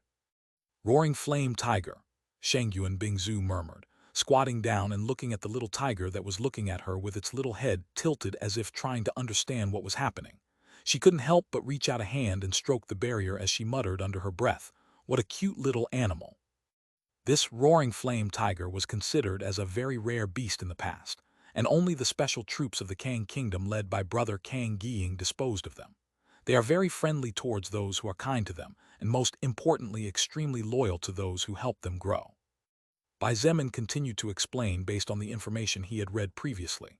Specializing in agility and stamina, the roaring flame tigers are the best mutant beasts to use as mounts, the best companions on the battlefield that would rather die than have their rider fall in combat. The ring of the commander on the little finger of the right hand of Bai Zemin lit up, and upon receiving Bai Zemin's mental command, one of the golden runes glowed. Swoosh, swoosh, swoosh. The energy barrier suddenly went out, and the little creatures that had been separated from the humans immediately noticed the difference. Meng-Chi yelled happily as the little black tiger she had been chatting with from the other side of the barrier jumped on her and began to lick her face. She giggled like a little girl as she stroked the body of the animal and looked at it with affection and warmth. Wu Yijin and the other girls were not very different, and there were even many men among the group of soul evolvers who could not restrain themselves from the urge to cuddle the little animals that, with just one look, were able to touch hearts. Shangyuan Bingzu watched as the little black tiger with red eyes walked toward her in slow steps. For a second, she could not help but think of Lilith when her blue eyes met those bright red eyes and her affection for the little animal faded. However, when the little black tiger began to rub its head on her leg and purr as if it were a kitten, the heart of the ice princess was immediately moved. Bai Zemin watched as everyone hugged and played with the little roaring flame tigers. He had great plans for these mutant beasts, and in fact, the value of these little cubs was from several points of view even higher than that of the Sky Destroyer itself. Each roaring flame tiger was born as a level 10 mutant beast, which was not that high considering that there were mutant beasts that were born even as existences on the border of the first order depending on various factors. However, the roaring flame tiger at level 10 had 100 points of agility and 90 points of stamina, an absolute brutality. If these cubs are carefully nurtured with exceptionally pure soul power, they will definitely be terrifying war machines and the best mounts ever for the army. The eyes of Bai Zemin sparkled with anticipation at the thought of having an army of hundreds of thousands of soul evolvers under his command, riding roaring flame tigers and waiting to charge in the direction of wherever his sword pointed. Of course, Bai Zemin's dreams were actually impossible. Forget about leading an army of hundreds of thousands of soul evolvers riding roaring flame tigers. Bai Zemin currently didn't even have 100 roaring flame tiger cubs. However, these cubs are not like us humans. In just 3 or 4 months they will grow big enough to reproduce, and each female roaring flame tiger will be able to give birth to at least 2 or 3 cubs. 3 or 4 months later, the new cubs will be able to give birth again, and a little later the old ones will give birth again. Bai Zemin quickly did the math and realized that in 1–2 years of time, he would be able to have an army of at least 40,000 or 50,000 brave mounts with high combat capability and mobility. The size of the Earth would not stop expanding with the passage of time. Distances would become a big problem not only for the army but also for all mankind. Panda novel. The use of old vehicles was definitely out of the question, as not only would the fuel run out at some point, but they were also too unreliable to survive the apocalypse. But worst of all, the vehicles of the past were simply too slow. Closing distances of thousands of kilometers in a vehicle that moved at 100 kilometers per hour on average would become a nightmare, to say the least. Bai Zemin knew that he needed to find a solution to this problem, and he had been thinking hard about one. However, he had never thought of taming mutant beasts. This was because all the mutant beasts he had encountered so far were simply too bloodthirsty, and they would attack even their own kind, not to mention humans. As for taming second-order mutant beasts that had sufficient intelligence, that was impossible. The appearance of the roaring flame tigers was a great relief to Bai Zemin, as this meant that there were definitely creatures that could be tamed from a young age and taught to be the best friend of man. Even though the first beasts would be given to the army, and only a minority would be left behind for other purposes, at least at first, Bai Zemin could already feel a great burden being immediately lightened by finding a rather plausible solution to future but imminent problems. Bai Zemin, there's something I don't get. Shangyuan Bingzhu slowly stood up with the little tiger cub in her arms. She stroked the little animal with one hand and looked at Bai Zemin with a slight frown. Bai Zemin snapped out of his thoughts and looked at her in confusion. What's the problem? Shangyuan Bingzhu looked around for several seconds, watching as everyone played with the mutant tiger cubs, chatting with each other with smiles as they carried the animals. She looked back at Bai Zemin and asked in a dumbfounded voice, "How did these animals survive all this time? If these roaring flame tigers were left behind by the king of the Kang Kingdom, that's a period that is not even recorded in the oldest records. There is no data whatsoever of such a thing. Did these animals survive until now like this? Does time inside the barriers stand still for them, and that's why they don't grow?" The doubts Shangyuan Bingzhu had were very reasonable. In fact, she had simply been the first to realize those several crucial points, but they would definitely be noticed by the others after the emotion of everyone calmed down and they began to think rationally. Bai Zemin looked Shangyuan Bingzhu in the eyes for a long time. His silence was quite uncomfortable for her, and she couldn't help but frown as she thought something was wrong. Bai Zemin slowly looked toward the place beyond the barrier and remained silent for a moment as he observed the place where the tiger cubs had been all this time. Even though the little creatures had been there was no feces at all or any kind of waste. There wasn't even a bad smell at all. He looked at Shangyuan Bingzhu and sighed before saying softly, "Bingzhu, you are a very warm-hearted girl.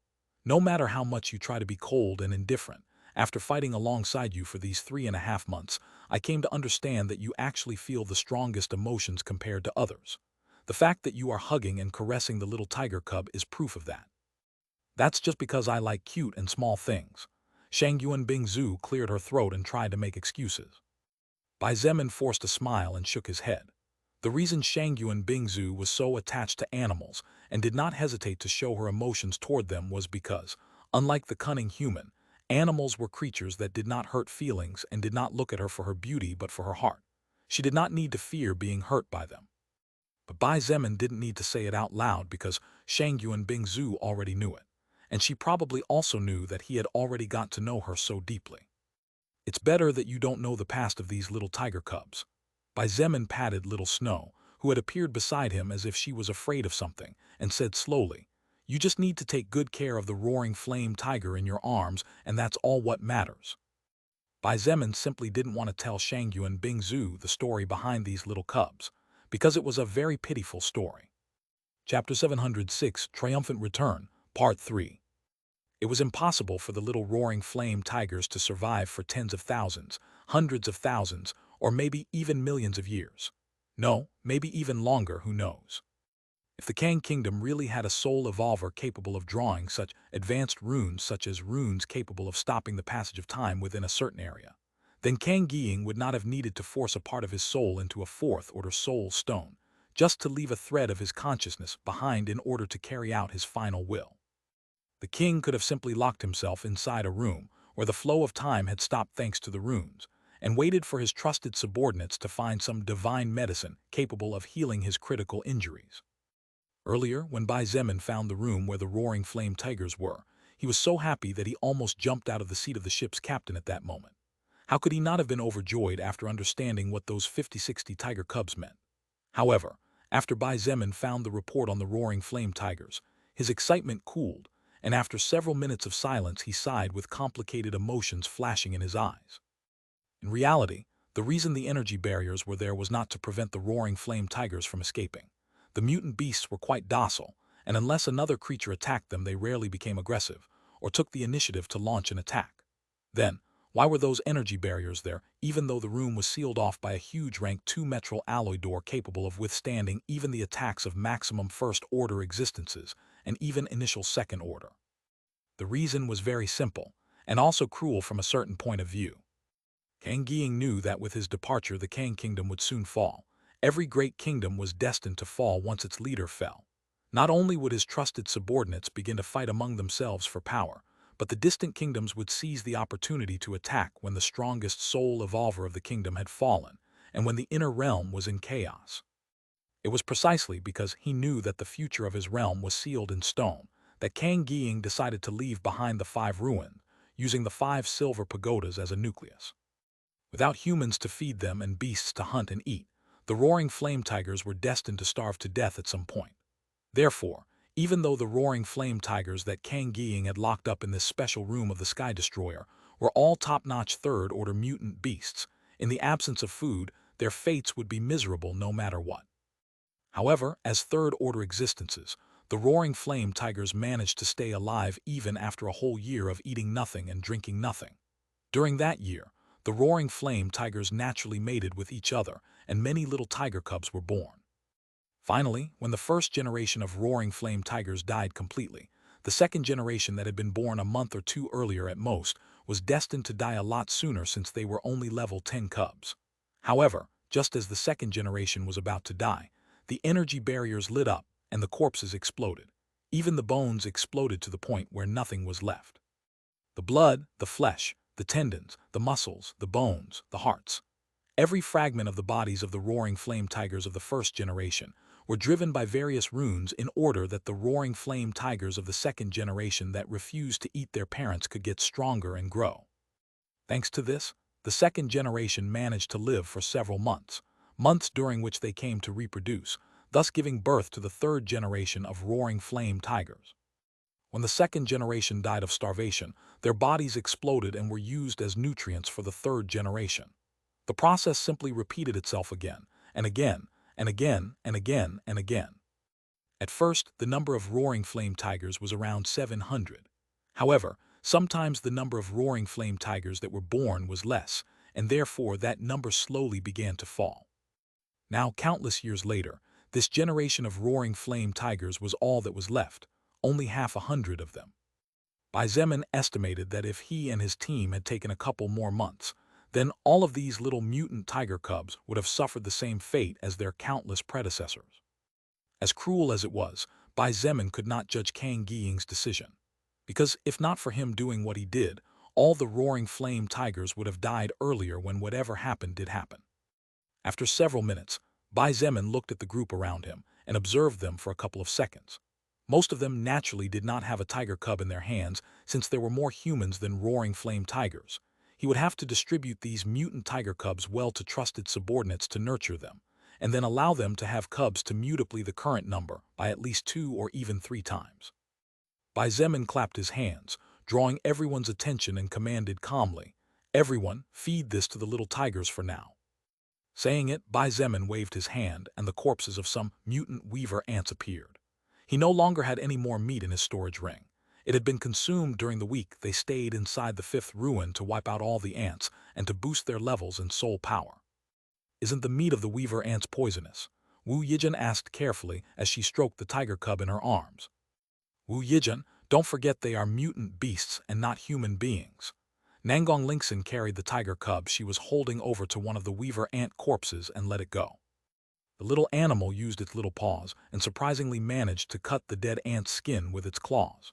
The mutant tiger cub didn't hesitate to start eating as soon as it saw the creature's flesh, and after a single bite its eyes sparkled with excitement, speeding up the swallowing speed quickly as if it feared someone would take away its food. "Their bodies are built in a different way." Nangong Lingxin smiled kindly as she explained to the worried Wu Yijin. Although the tiger was hungry, its little stomach couldn't hold too much food, which is why after a few minutes it stopped and lay down on the ground. The cheeky little creature casually burped before it closed its eyes and began to snore with what looked like a happy smile on its face. Seeing that all was well, the others let go of their fears and allowed the mutant tiger cubs to begin devouring the food. The little beasts did not even hesitate, and after several minutes the 60 or so cubs were lying on the ground with their swollen bellies, snoring and sleeping with pleasure. Bai Zemin shook his head before ordering in a deep voice, "Let's move to the next room." Next room, Everyone blinked for a few seconds before they remembered. Bai Zemin had said that there were actually two more treasures inside the war battleship. The roaring flame tigers were the first treasure, but there was another one missing. Everyone quickly followed Bai Zemin, leaving the tiger cubs behind to rest after having a feast. Of course, Bai Zemin quietly closed the door. He didn't want to have to search for every tiger cub everywhere inside the battleship after all. A few minutes later, the group was brought into another room. Bai Zemin glanced behind him over his shoulder, and his eyes flashed strangely as one of the jet-black ring's golden runes lit up upon receiving his mental command. The normal-looking metal alloy door casually slid aside, revealing the inside of a room that was dark as the mouth of a wolf, making it hard to see what was beyond. Panda novel. Just as everyone wondered what was going on, two flashes of red light shone in the middle of the room.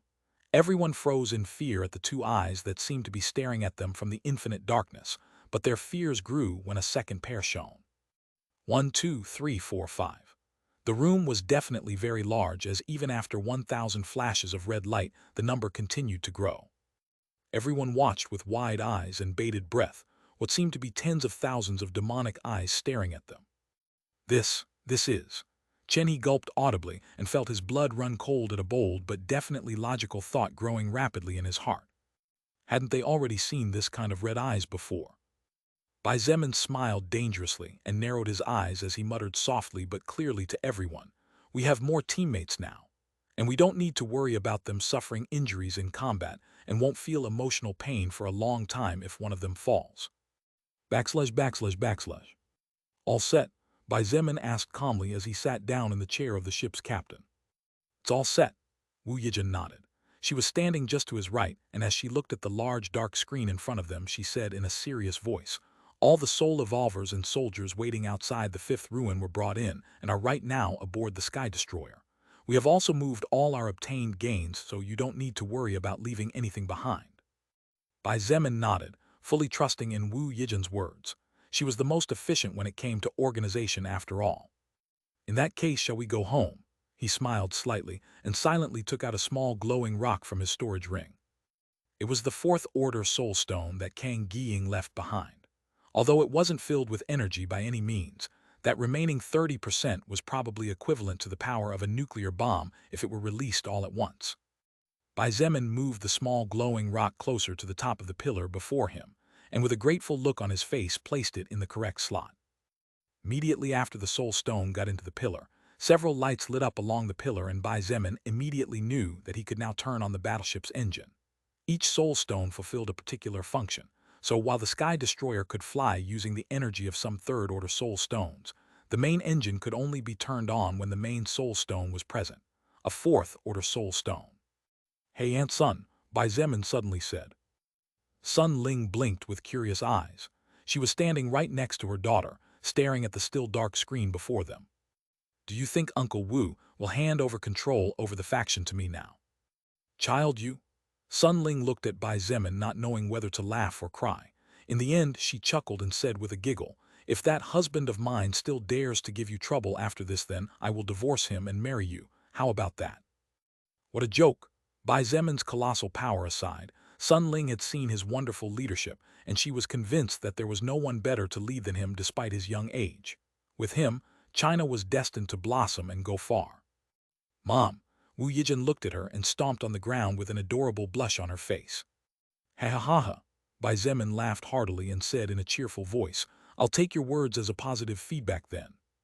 He waved his hand, and the ring of command released a powerful golden glow. The energy screen lit up, revealing what seemed to be the blue sky and white clouds, despite the fact that above them were countless piles of rocks and earth, as they were only God knew how many meters underground.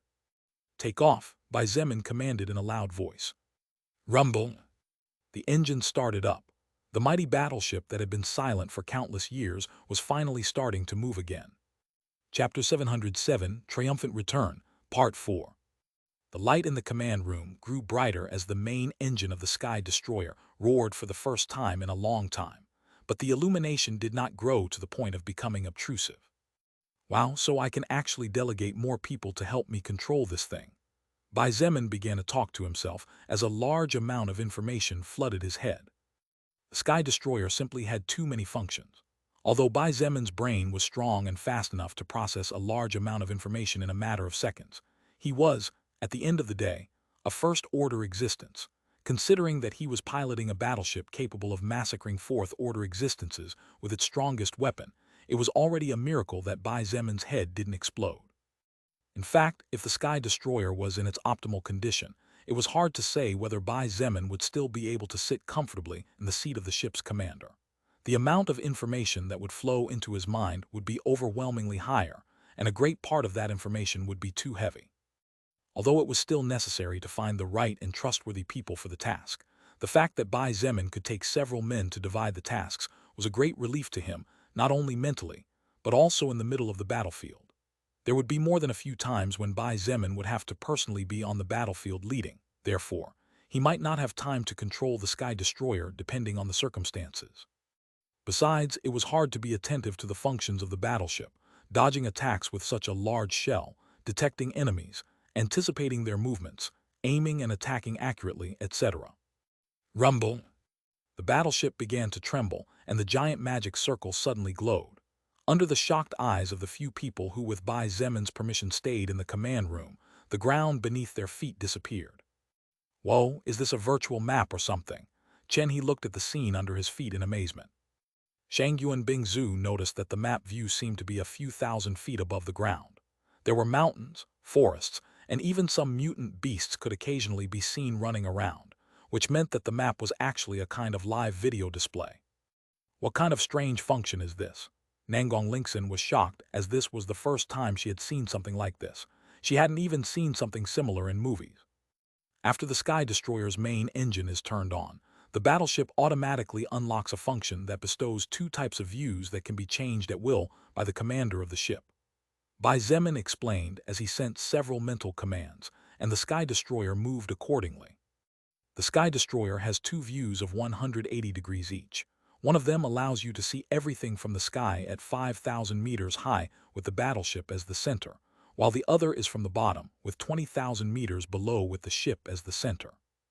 That's crazy, Kai Jingyi exclaimed with wide eyes. With that kind of eagle eyesight, then our enemies can forget about even launching surprise attacks. He, Bai Zemin laughed softly but said nothing. Although the eagle sight of the Sky Destroyer was powerful, it was actually not invincible by any means. Bai Zemin could think of at least 2 or 3 ways to ignore the effect of this wonderful function, or at the very least lessen its effect considerably. Rumble! Suddenly, everyone inside the ship felt their surroundings begin to rumble noisily, and several of them had to lean against the walls or cling to whatever was closest to them, to avoid falling to the ground as their feet began to falter. What's wrong? Wu Yijin quickly asked as she looked around the room with a hint of worry on her face. This was the first time she had climbed on such a foreign object after all. Don't worry, you'll see soon enough. Bai Zemin didn't explain too much and instead ordered in a deep voice, Magic Cannon number 4, set up medium-level firepower. A small part of the screen in front of them separated from the rest and showed the movement of one of the cannons. The cannon was very large, approximately 20 meters in diameter and about 60 meters long. It was located on the highest floor of the battleship, and under the surprised eyes of everyone, a large bright red magic circle was illuminated right in front of the muzzle of the cannon. The jet-black cannon moved slowly until the mouth where the magic circle was pointed towards the sky. It was clearly visible in the image that, with each passing second, the magic circle became brighter and brighter, which probably meant more power. But where was that cannon going to shoot? Wouldn't it destroy the roof of the battleship? Everyone inside the command room began to sweat bullets when such a thought flashed in their minds. But none of them had time to ask questions or say a word, because after 2 or 3 seconds Bai Zemin waved his right hand and calmly said, "Fire." Bang! The sound of something going off could be clearly heard even from the command room, which was 2 floors below the room where the cannon number 4 was located. On the holographic screen in front of them, everyone watched wide-eyed as a beam of red energy shot out from the muzzle of the cannon, but to everyone's amazement, the worst didn't happen. Instead of destroying the roof of the battleship, a part of it opened up an instant before the shot was fired, so the 20-meter diameter energy beam broke beyond it, soaring into the sky at lightning speed and disappearing from their sightlines in an instant. Boom! Followed by a powerful explosion and the rumbling of the area they were in. Everyone stared in shock as a small red dot appeared on the large energy screen showing what looked like the clear sky and quickly grew larger and larger. Ah! Wu Yijin cried out in fright and subconsciously moved closer to Bai Zemin as she saw the red beam grow larger and larger. In fact, for a moment there were several of them who backed away with pale faces, and it wasn't until Bai Zemin's laughter rang out that they realized what was happening. The giant screen in front of them was dyed bright red, and the light was so powerful that the entire room took on a reddish tone for a couple of seconds before it slowly began to return to normal as the energy beam began to weaken. That was.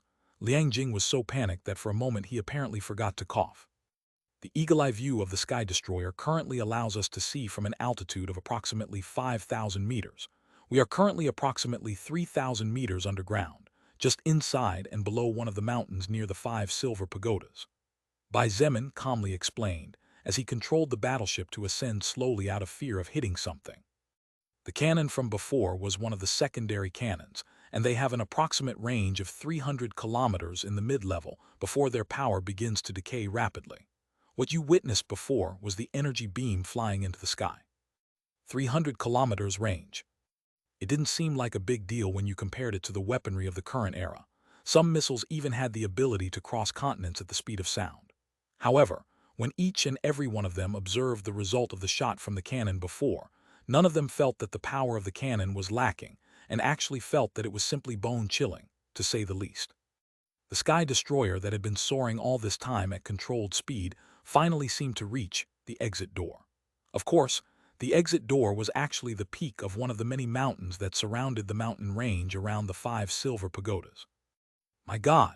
Chen He took several steps closer to the walls, and when his eyes landed on the areas of the mountain that had been hit by the trajectory of the energy beam from before, he froze in shock. In fact, the others were not much different from Chen He in terms of reaction, and even Bai Zemin himself was secretly shocked. The walls of the command room seemed to have turned into huge screens showing the surroundings of the battleship. As the ship slowly moved beyond the mountainous walls, everyone saw how the solid stone had been melted, and its edges were still red-hot with several traces of lava running through the rocks. The power of the energy beam fired by one of the secondary cannons at mid-fire level had reached such a high power that over 5,000 meters of thick giant rocks and earth had been penetrated and disappeared as if it was paper. Molecular-level destruction, Shang Yuan Bingzu gasped. She abruptly turned to look at Bai Zemin and said with disbelief in her eyes, that destructive power is comparable to the power of a nuclear bomb. Just a small one, Bai Zemin chuckled before pointing out. The Sky Destroyer's secondary cannons are not as destructive as a true nuclear bomb. After all, nuclear bombs not only affect the area of impact, but the shockwave from the explosion is just as if not more terrifying than the explosion itself. These secondary cannons only affect what is in their path without altering the rest of the map. In theory and from a destructive point of view, the secondary cannons of the Sky Destroyer are less powerful but far more effective in dealing with specific targets. Although Bai Zemin seemed to be trying to downplay the armament of the battleship, the few people present simply shook their heads, as in their hearts they knew the truth well. They were seeing with their own eyes as the ship ascended into the now visible blue sky how thousands of kilometers in the firing path with a diameter of over 6 kilometers was turned into a pile of nothing. The Sky Destroyer's secondary cannons had not only been built with rank 3 metals, but among the runes that had been drawn on the weapon were several effect multiplication runes, which boosted the power and range of the shot fired tremendously as the energy beam moved further away from the ship. Finally, blue sky. Feng Hong laughed and even couldn't help but shed a few tears as he shouted out loud, I swear to God, I don't want to go back into any damn cave for at least 2 lifetimes. In fact, Feng Hong wasn't the only one excited. Everyone inside the battleship was so excited when on the holographic screens in the corridors or in the cafeteria they saw the blue sky that they couldn't help but shed tears of joy and bitterness. This applied especially to the soul evolvers that had entered the 5th ruin and had been underground for about a whole week. Each and every one of them had thought they were going to die on this expedition. The first step into the forest had been a war against millions of enemies, and even though Bai Zemin had led them to a great victory during that first war, they all could not help but feel somewhere in their hearts that this would be a one-way trip with no return. The first combat had required them to kill millions. What was awaiting them deeper then? Millions of weaver ants in the mutant forest, at least 200,000 mechanical golems with power equivalent to 200,000 first-order existences, and among which there was no lack of shooters with enough firepower to threaten second-order soul evolvers.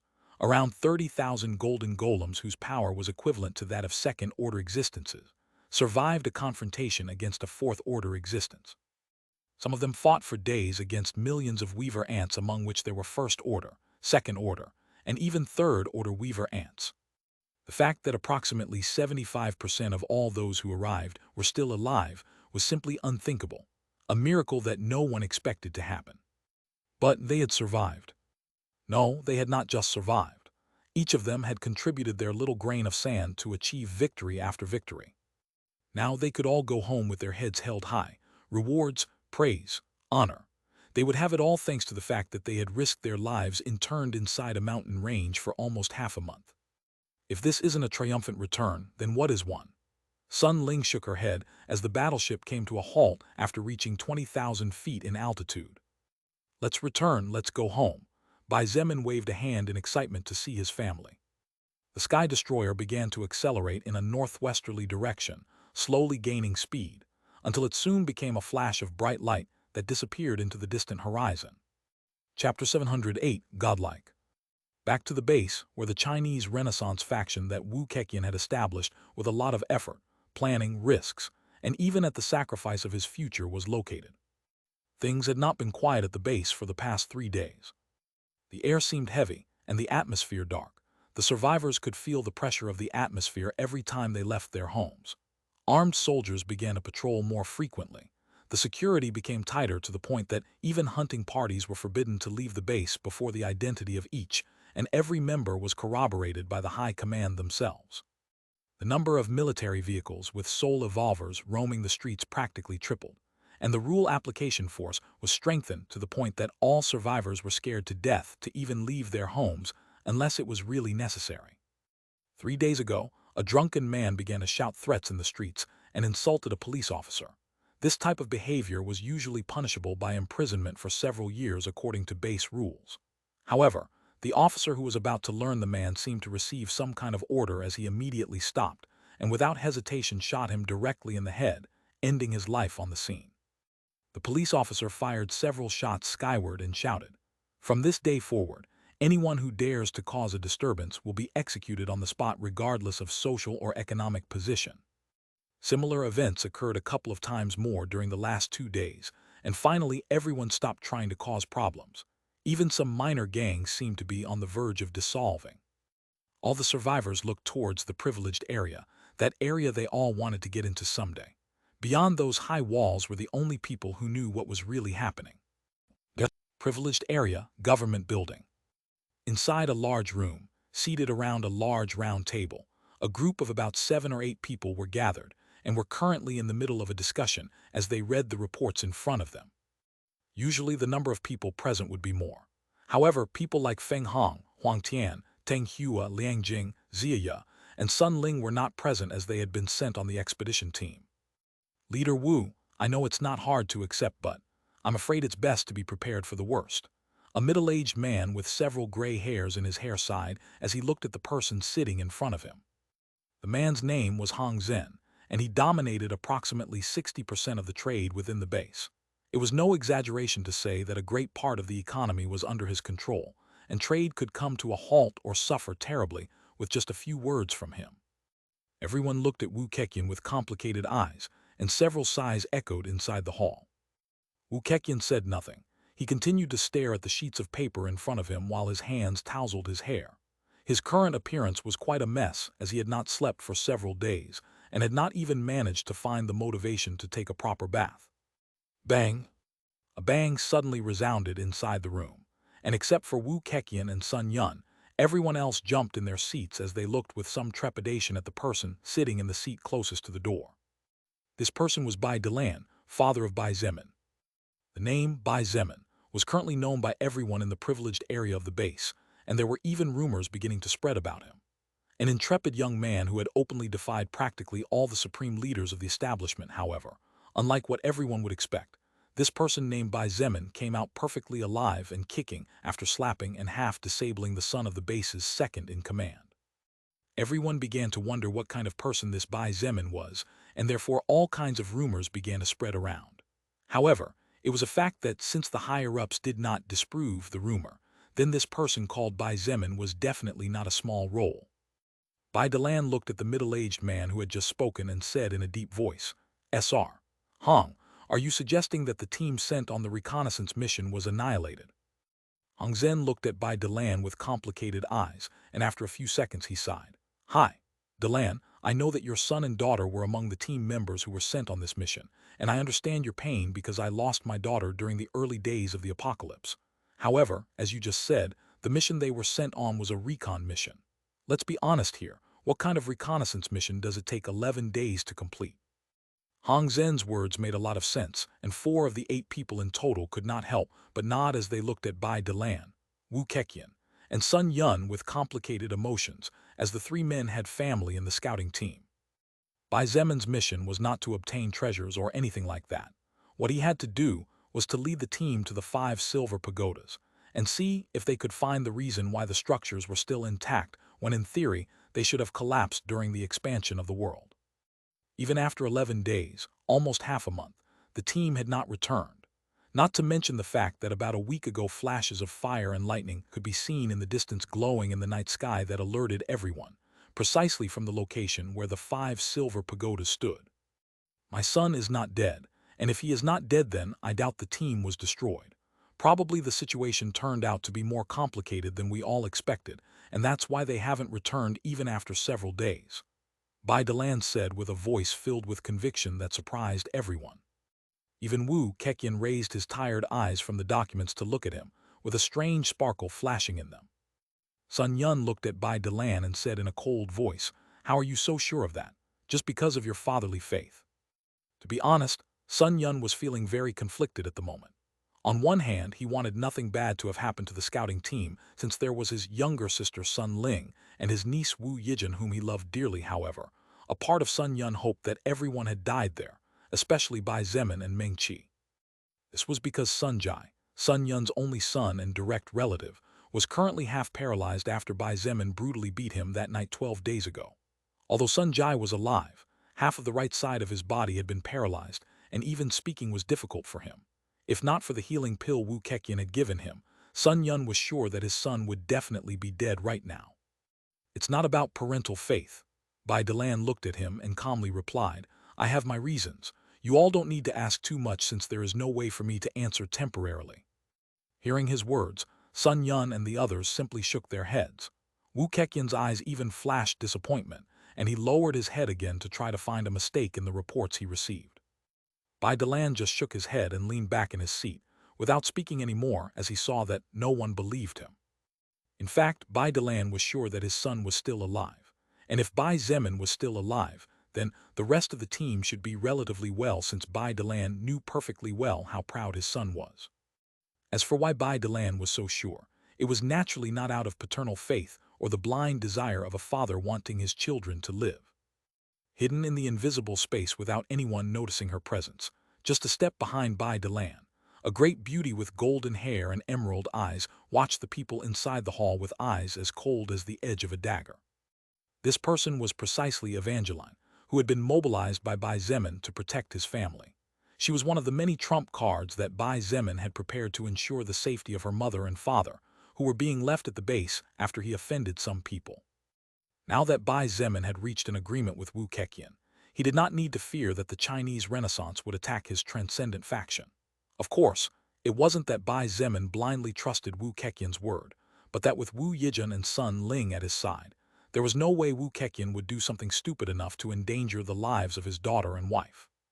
With at least one danger less to worry about and hours before leaving, Bai Zemin returned to where his faction was in the north, and after explaining everything to Evangeline, he left Lu Xiaoyao and Fu Zufeng in charge of everything, bringing Evangeline and Shen Mei back to the Chinese Renaissance's base. While Evangeline was at Bai Delan's side to protect him in this event, Shen Mei was at the Bai family house protecting Yi Linger. With both assassins there, unless Wu Keqian and Sun Yun joined hands it would be impossible to hurt his family. But even if the 2 men joined hands, it was highly probable that they would lose their lives thanks to the strongest card Bai Zemin had left in his mother's care. Bai Delan knew that Evangeline was one of the few existences that were somehow connected to the soul of his son Bai Zemin, as she herself had told him several days ago, when she noticed that both Bai Delan and Yi Linger were beginning to panic due to the long absence without news of their children. Evangeline had told them both that if anything happened to Bai Zemin, then she would know immediately, as she would lose her loyal follower subclass, and her connection with the soul of Bai Zemin would be severed. Although Yi Linger and Bai Delan didn't quite understand what was going on, the two of them believed Evangeline's words without hesitation. To begin with, if Bai Zemin really had died, then there was no reason for two such strong soul evolvers to stay behind working as bodyguards. Finally, the mother-father duo didn't want to think the worst no matter what. It was around that time when everyone was awkwardly silent when something strange happened. Hong Zhen looked up at the window a few feet away and blinked as he muttered in confusion, "What's wrong?" "A cloud." However, Sun Yun, Wu Keqian, and Bai Delan jumped out of their seats as they realized something was wrong. Swoosh! Evangeline, who had been invisible, suddenly showed herself to everyone. "Who are you?" Sun Yun immediately looked at her in shock and subconsciously jumped back to put some distance. But Evangeline had no time to entertain Sun Yun. Her expression was serious, and she said in an urgent voice, "Sr. Bai Delan, I'm afraid we might be in some problems." In fact, there was no need for Evangeline to tell him. Bai Delan smiled bitterly and said in a tired voice, "Child, you don't need to tell me. I think we can all feel those terrifying auras. Over 251st Order and at least 10th Order." Wu Keqian's expression was ashen as he looked outside. The sunlight seemed to have been blocked by a giant object hovering over their heads. Wu Keqian closed his eyes and sighed wearily. "The gods really want my China to disappear so badly." Sun Yun stopped paying attention to Evangeline for now. There were other matters that required immediate attention. He opened the huge window wide and stood at the edge. However, when he looked up at the sky, Sun Yun froze instantly. "Sun Yun," Wu Keqian called out with no reply. He frowned and moved forward. There wasn't much they could do anyway. 10th Order existences were more than enough to flatten the entire base to nothing. When Wu Keqian reached the window and looked up at the sky, his expression turned similar to Sun Yun's. However, after a few seconds, he finally sat down on the floor and shook his head. "God help us," Bai Delan whispered with a pale face as he looked at the huge ship right above them. Even Evangeline, who was usually indifferent to everything, froze when she saw the huge battleship that had stopped just over 500 meters up and about 100 to 200 meters in front of them. "Look to the top, as someone is coming." Sun Yun pointed upwards, his whole body trembling with fear. Everyone looked to where Sun Yun was pointing, but only the few soul evolvers present managed to see that. Just as he said, a person was approaching the edge of the warship suspended in the sky. However, when the people who knew that person's face managed to see it clearly, they all froze. It didn't matter if it was Sun Yun, Wu Keqian, Bai Delan, or Evangeline. None of them expected this turn of events. Standing on the bow of the massive warship, a young man wearing deep blue, almost black armor in poor condition, a cloak that looked more like a floor rag than anything else due to how damaged it was, stood tall atop the top of the ship. His black hair waved gently in the wind, and despite his damaged equipment, his bearing was not different from that of a true god. In fact, had it not been for the fact that they recognized the young man's face, they would definitely have thought he was a god. After all, there was no such type of modern warship even among mankind's most secret weapons created in all of China. "Father Evangeline, Uncle Wu, it's been a while." The unmistakable voice of the young man that had left almost half a month ago echoed throughout the privileged area, as all the survivors of the base looked up to the sky in shock. Chapter 709, Marquis and Loyal Follower. Although normal humans who had not evolved or weaker soul evolvers could not see clearly the facial features of the young man standing right on top of the huge warship, Bai Zemin's voice served as a source of recognition for all those who had heard him speak before. From important people that had attended Wu Yijin's welcoming party about 12 days ago to the members of the Black Turtle Guild that had somehow or other been related to him, at least by a word or two. Wu Keqian and Sun Yun exchanged glances. Both were in a state of shock, and it was not difficult for the other to notice the disbelief in the other's eyes. However, that disbelief soon turned into joy, and the bodies of both men began to shiver fiercely as if they were suffering from some kind of hypothermia. For heaven's sake, not only did Bai Zemin return, but he had apparently encountered something really crazy during this trip. Even a fool could tell that something very strange and big was going on just by looking at the huge battleship floating in the sky. This was a ship approximately 5 kilometers long, and had clearly been built using materials that on the Earth of the past could not be obtained. Everyone present could not help but turn to look at Bai Zemin and gave him a peculiar expression. The man next to them had been the only one that, until the end, was completely sure that his son was alive, and even confidently said that if Bai Zemin was still alive, then most of the exploration group should be fine too. But no one believed him or took his words to heart, thinking that he was simply denying the cruel reality and unwilling to accept the death of his children. But nothing could be more distant from the truth. Not only did Bai Zemin not turn out to be denying the reality, but he actually seemed to have his reasons for saying what he said. In fact, among all those present, Bai Zemin was incredulous and surprised by the entrance of his son, as well as the huge warship under his feet. Although he was also relieved to see it in person, and finally confirmed that Bai Zemin lived, Bai Zemin was at least 90% sure that Evangeline had not lied because someone as powerful as her did not need to lie in the first place. Furthermore, judging by the relaxed and confident expression on the face of his son, Bai Zemin was 100% sure that Meng Qi was alive and kicking. Therefore, the last of his worries was finally eased. Bai Zemin realized that the people inside the building were frozen in shock, and that only his father was relatively well. Even Evangeline had just regained her composure, and after nodding towards him, she simply returned to the shadows as she did not feel comfortable being around so many people, especially with Wu Keqian and Sun Yun there who could threaten her safety. Because of how dangerous this journey had been, and because of the great opportunities they encountered along the way, the group of people within the Sky Destroyer was really powerful, and among them were some who at least in level and order were higher than Evangeline. In the past, Evangeline was the third most powerful person just below Bai Zemin and barely below Shangyu and Bingzu. But now she would probably have a hard time breaking into the top 5 unless she risked her life even in a friendly match. Evangeline was currently level 50 and was in the middle of her breakthrough mission. Although she was a first-order existence, Evangeline definitely had the ability to take on second-order enemies using her talent as an assassin and otherworldly flexibility. However, she would need to work hard if she didn't want to fall behind in the power ranking. Bai Zemin surveyed the surroundings and couldn't help but frown. He could see a good portion of the base from his current position and noticed that there were at least a few thousand survivors looking skyward in shock. Some survivors had even knelt down and were praying while others were crying in fear or had fainted directly as they probably thought they were about to be wiped out.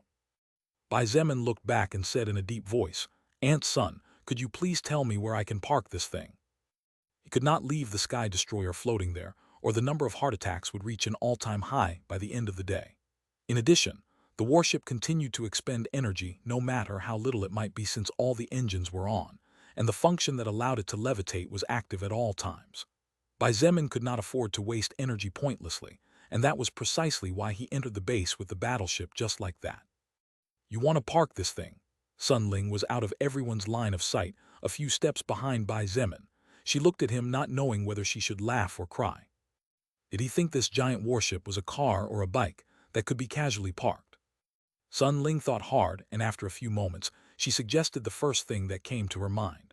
How about leaving it at the Black Turtle Guild's training ground for now? That ground is free of buildings and is large enough to hold this ship at least until we can find a more optimal solution. Bai Zemin thought about it for a moment before finally nodding.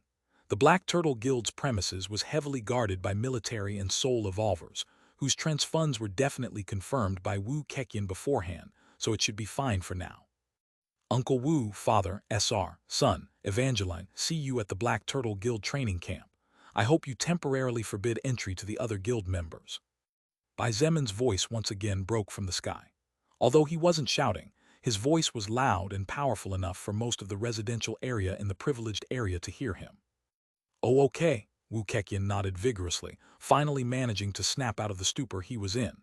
He took a deep breath and spoke in a loud and powerful voice. "Zemin, I'll meet you there in a few minutes." Bai Zemin nodded silently and turned around, disappearing from everyone's line of sight after a few steps. Wu Keqian and the others watched in shock as the huge battleship slowly rotated in the sky as if a pair of invisible hands were repositioning it. Then, the colossal-sized craft began to slowly move northward. Even though the Sky Destroyer was moving slowly, its size was so large that wherever it passed the wind was whipping wildly, and small explosions could be heard inside the base as a result. Soon after, the Sky Destroyer became a small dot on the distant horizon, and only those with good eyesight could see how the object slowly descended behind an artificial mountain. Wu Keqian was the first to come out of his daze, while the others were still looking towards the horizon, as if the large warship were still visible to them. He looked at Bai Delan and tapped his shoulder with moderate strength as he said with a faint smile on his tired face, "Brother Bai, you really have a good son." Ha ha ha ha. Bai Delan laughed from the bottom of his heart and nodded, taking the praise instead of hypocritically rejecting it.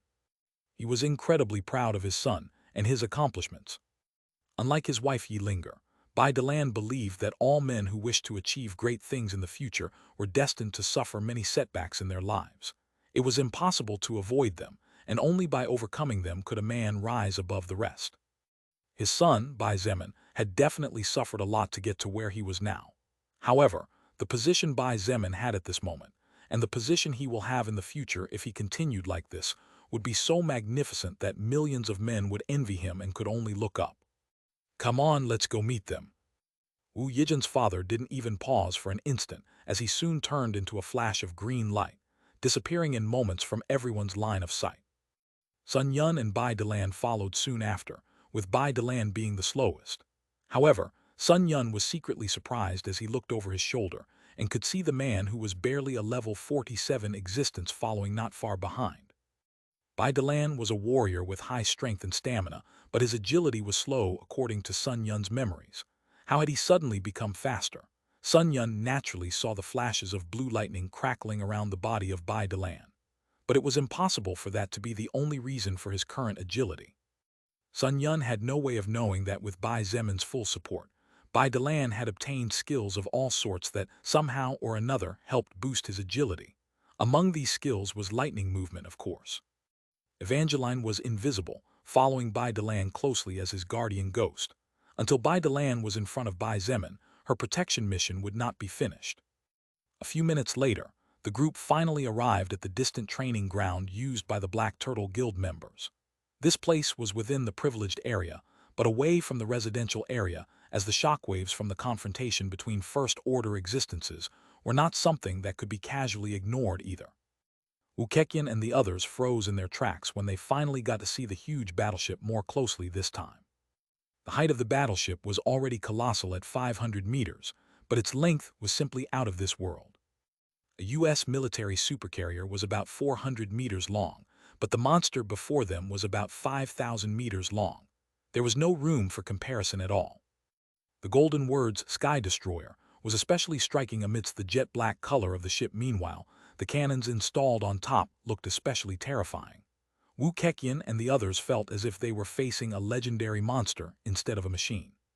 "It's not bad, is it? I mean the toy I found."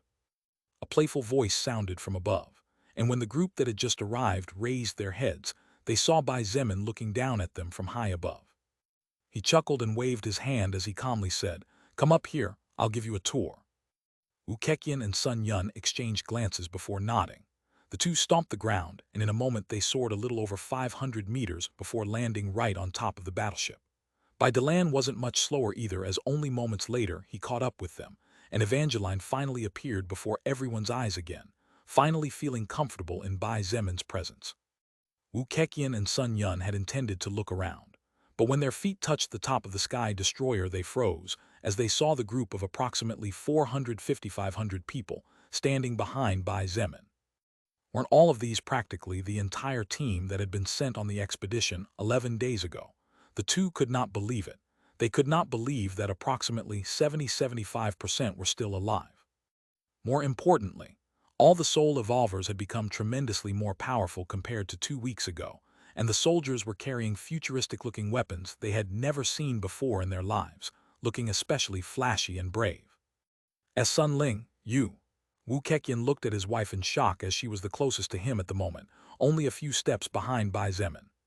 Sun Ling was only around level 38 when she left before, but now she was already at level 50, and her soul power was clearly much purer than his. "Honey, it's only been 11 days, but you've become a mess." Sun Ling smiled slightly and moved forward, giving her stunned husband a kiss on the forehead. But the surprises were not over. In fact, they had only just begun.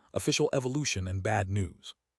After a few minutes, Wu Keqian and Sun Yun's shocked hearts calmed down enough for the two men to think with greater clarity about what was happening before them.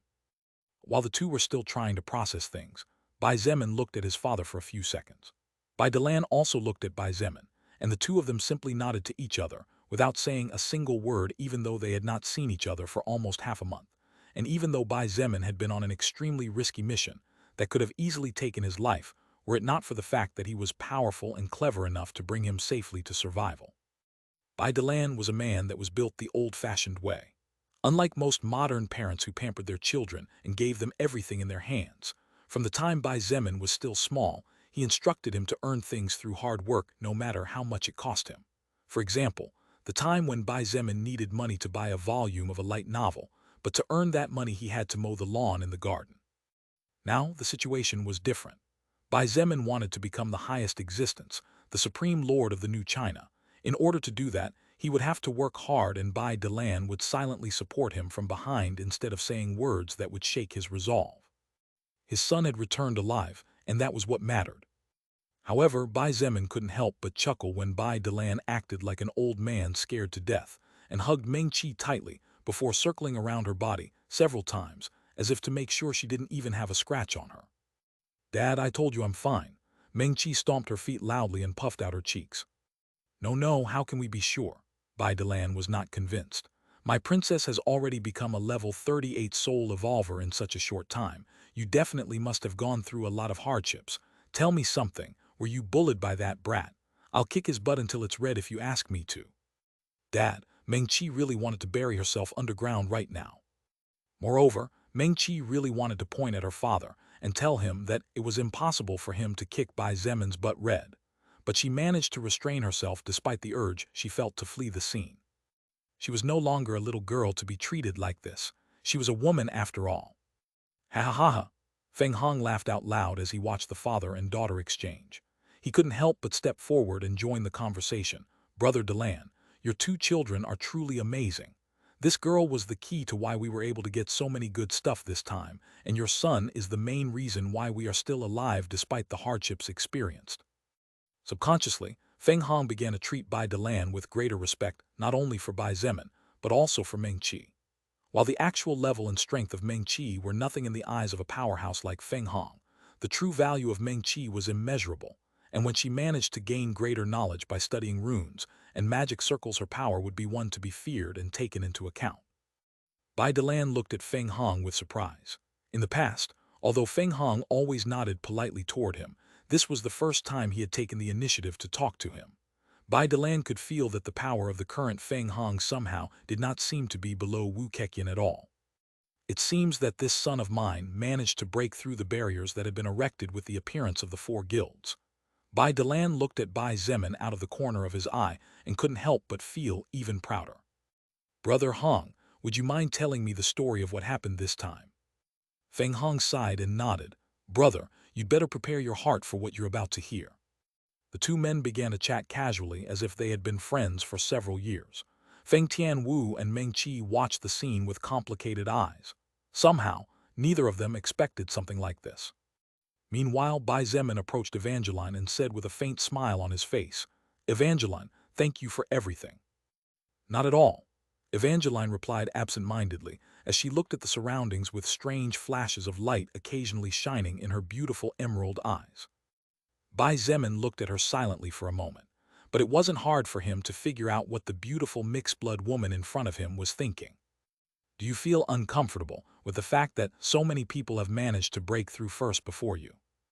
Evangeline looked at him with a trace of surprise on her face, to which Bai Zemin replied with a chuckle. "It is not difficult to understand your thoughts, contrary to what everyone thinks. It's just that to understand you it's necessary to simply observe you a little more with the eyes and the heart without expecting too many words or reactions from you." The surprise in Evangeline's eyes grew noticeably, but she quickly regained her composure. She looked Bai Zemin in the eyes for several seconds, making him a little awkward. Finally, she said in a tone of voice that suggested uncertainty, "Bai Zemin, something happened. For some reason, I feel that something in you changed." "Oh, like for example?" Bai Zemin raised an eyebrow and looked at her with interest. "Your personality and your aura." Evangeline stared at him and said quietly, "Now it makes me want to cut you into pieces." Cough, cough, cough. Bai Zemin began to cough furiously, so much so that Liang Jing looked at him with narrowed eyes as if he had met his long-awaited rival. Evangeline. Bai Zemin looked at her in shock after regaining his composure. "Forget what I just said." Evangeline looked in a different direction as she muttered those words. Bai Zemin wasn't quite sure if it was an optical illusion due to the sunlight, but for a brief second, it seemed to him that the ever-lethal and cold Evangeline had blushed. But when he blinked and looked again, he realized there was no blush there, so he simply ignored it.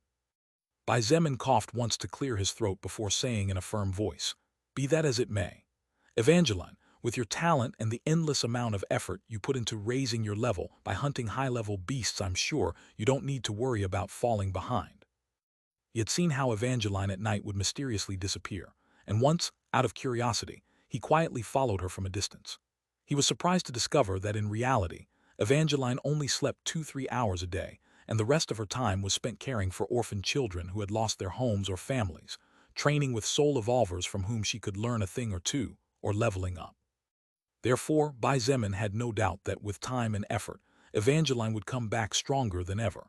It was just that this time she had been unlucky, as Bai Zemin did not expect to encounter so many powerful enemies, or else he would have taken her on this mission. "By the way, it seems like there was no problem while I was away?"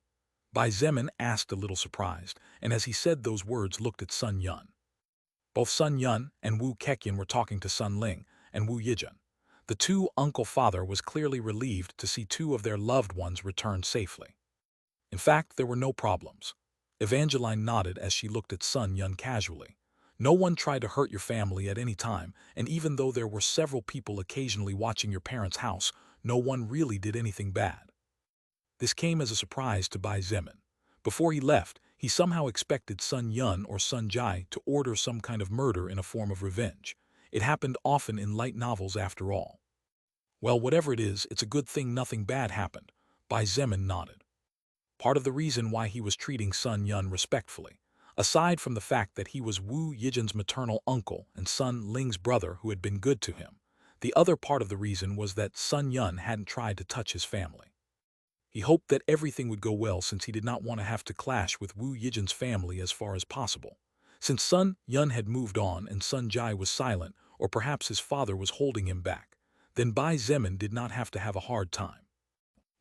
About an hour later, Bai Zemin gave everyone a rough summary of what had happened. He simply talked about the important parts. He explained everything about what took so long but left out the insignificant details.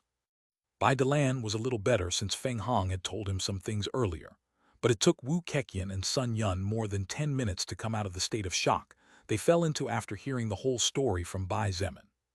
So, the reason why the 5 silver pagodas of Champing Silver Mountain didn't fall like the rest of the structures when the ground shook was because it turns out that the entire area was protected by huge defensive magic circles. Because that area turned out to be a ruin left behind from unknown times by a power capable of sweeping us all up at will. Wu Keqian looked at Bai Zemin as he tried to confirm that everything he had heard was not his hallucinations. However, to no one's surprise, Bai Zemin nodded and said in a serious voice, "That's correct." Sun Yun added, "Then, this giant battleship, Sky Destroyer was its name. So you found this battleship thousands of meters underground protected by magic circles, and after defeating millions of enemies among which there were even several third-order ones, you managed to clear the pagodas." Bai Zemin looked at Sun Yun and nodded, "That's about right too." Wu Keqian and Sun Yun looked at each other for a moment before they both shook their heads. Sun Yun had given up the idea of ever taking revenge for his son. It was pointless and would only lead to more trouble in the future. He was a powerful second-order warrior. In the future, and with the constant evolution of the world, there would probably appear some medicinal herb capable of treating Sunjai. Sun Yun would take the events that happened to let his son learn. It was best for everyone. On the other hand, Wu Keqian looked at Bai Zemin with complicated eyes. "You know, Zemin, I knew from the beginning that you were an incredible young man, from the first time I saw you." Bai Zemin listened without saying anything, and with a solemn expression on his face. Wu Keqian continued, "From the moment I realized that my little princess was in love with you, I knew you were not someone normal, as there is no way the first man who manages to enter my daughter's heart can be. Even Chen He, who is the most outstanding young man I had ever seen in my life before I met you, did not make it. But the more I watched you, the more I was surprised. I have seen all kinds of people in my life, but before I met you, there were only 2 that I couldn't read or understand. One of them is my father and the other is President Xuanyuan. You are the third." Even Shangyuan Bingzu's true self could not be hidden from Wu Keqian. Although he did not know her perfectly since she was very good at hiding her real personality and emotions, Wu Keqian could understand and conclude how she felt and what she was really like based on her past and previous small actions. However, he could not understand Bai Zemin at all. "That mystery surrounding you has only grown now." Wu Keqian shook his head and sighed. He looked at Bai Zemin with a happy smile and said genuinely, "Kid, I really can't wait to see how far you make it in this shitty world we were dragged into." Wu Yijin was all smiles as she watched her father and Bai Zemin chat, free of quarrels or hidden agendas. She was beaming with happiness because one of the biggest burdens weighing on her heart had finally disappeared without a trace. The worst could have been avoided. It was difficult and risky, but finally, the peace that she had longed for and hoped to the point of praying to the gods at night even though she had never been a religious person was achieved. Bai Zemin simply smiled and listened to Wu Keqian in silence. He believed that what he most wanted to hear was coming now. However, instead of good news, what awaited Bai Zemin was bad news. Rumble. For the second time since the soul record arrived on Earth, the entire world trembled. This time, however, there was no expansion. The sky began to darken, but not to the point of total darkness. The sun dimmed, but not to the point of disappearing completely. "What's going on?" The mana. "My mana stat just went up a bit. One of my skills leveled up." Amidst the shock of the soul evolvers who didn't know what was going on, Bai Zemin looked to the side and whispered in an urgent voice, "Lilith, this is second stage of evolution. This world is finally officially evolving." Lilith's voice rang in Bai Zemin's head, announcing something he already knew in his heart but hoped was not the case. At least not yet. Bai Zemin ignored everyone's surprise and shouted out loud, "Everyone, get moving. Split into 4 teams, each led by at least 1 second-order existence, and head for the base walls."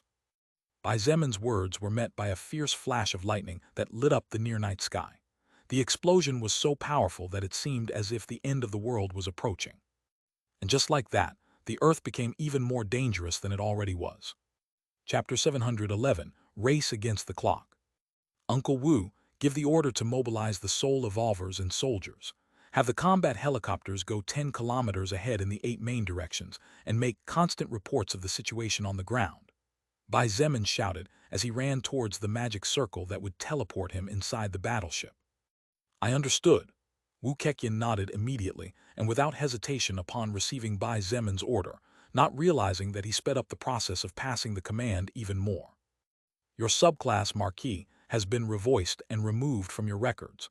If you want to obtain a leader-type subclass again, please consider the establishment of a faction. Wu Keqian's pupils trembled slightly as the green-lettered message from the soul record flashed in his eyes, informing him that he had just lost one of his great sources of power. Although Wu Keqian already knew that this was going to happen sooner rather than later, he was only delaying the inevitable. Wu Yijian's father had obeyed the voice of Bai Zemin, which was filled with a tone of command that could not be refused. As he obeyed an order that was meant to lead the troops without hesitation, and considering the situation, the soul record immediately revoked his Marquis subclass as it correctly identified him as a leader who had been replaced. Of course, this did not mean that Bai Zemin had received control of the Chinese Renaissance faction. There were still many things to be done to reach that optimal result. However, this also did not mean that he had not received something good, even if it was indirectly. Ziya, you come with me. Bai Zemin shouted when he reached the magic teleport circle, and instead of immediately teleporting inside the ship, he called out to a stunned Ziya. Oh, okay.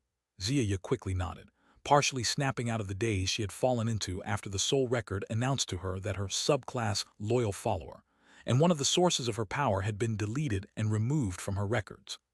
She didn't know what was going on, but be that as it may, it was good news, which was why Ziya immediately rushed forward and stepped into the magic circle where Bai Zemin was waiting for her to initiate the movement. Son, where are you going at this moment? Bai Delan called from a distance.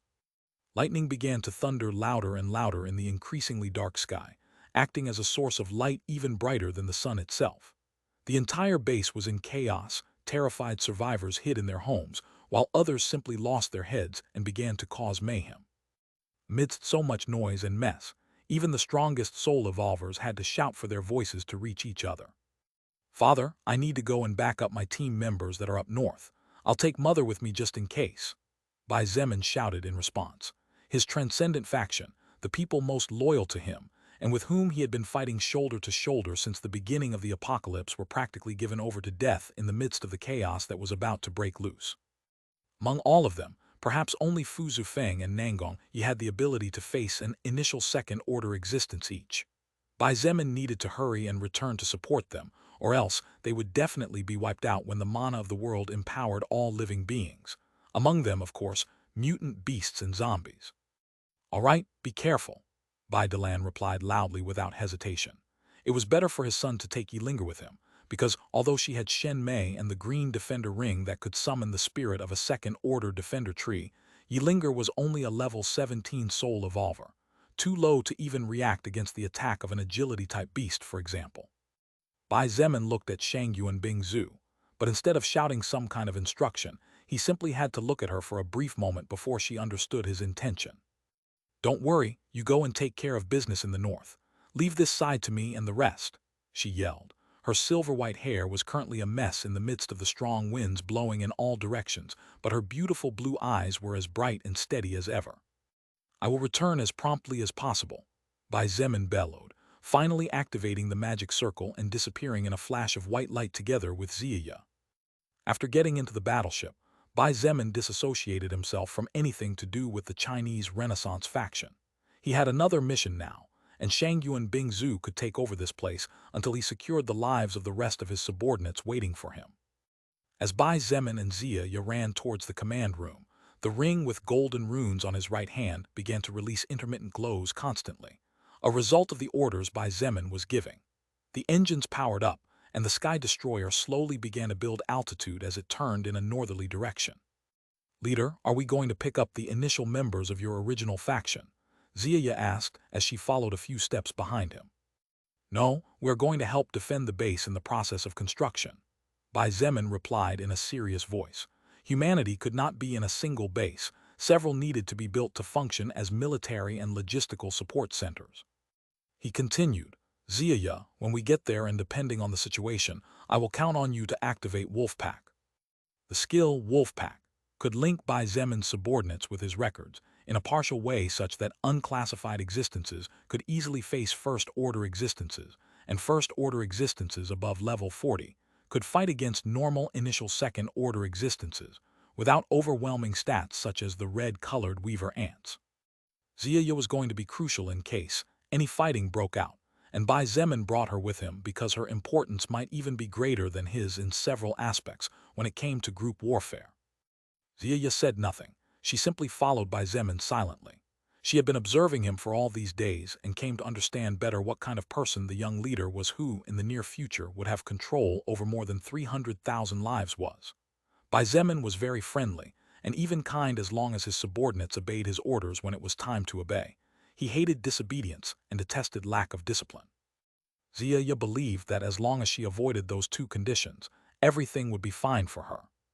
The battleship had begun to move slowly, and by the time Bai Zemin reached the command room and sat down in the captain's seat, the ship was already quite close to the residential part of the privileged area.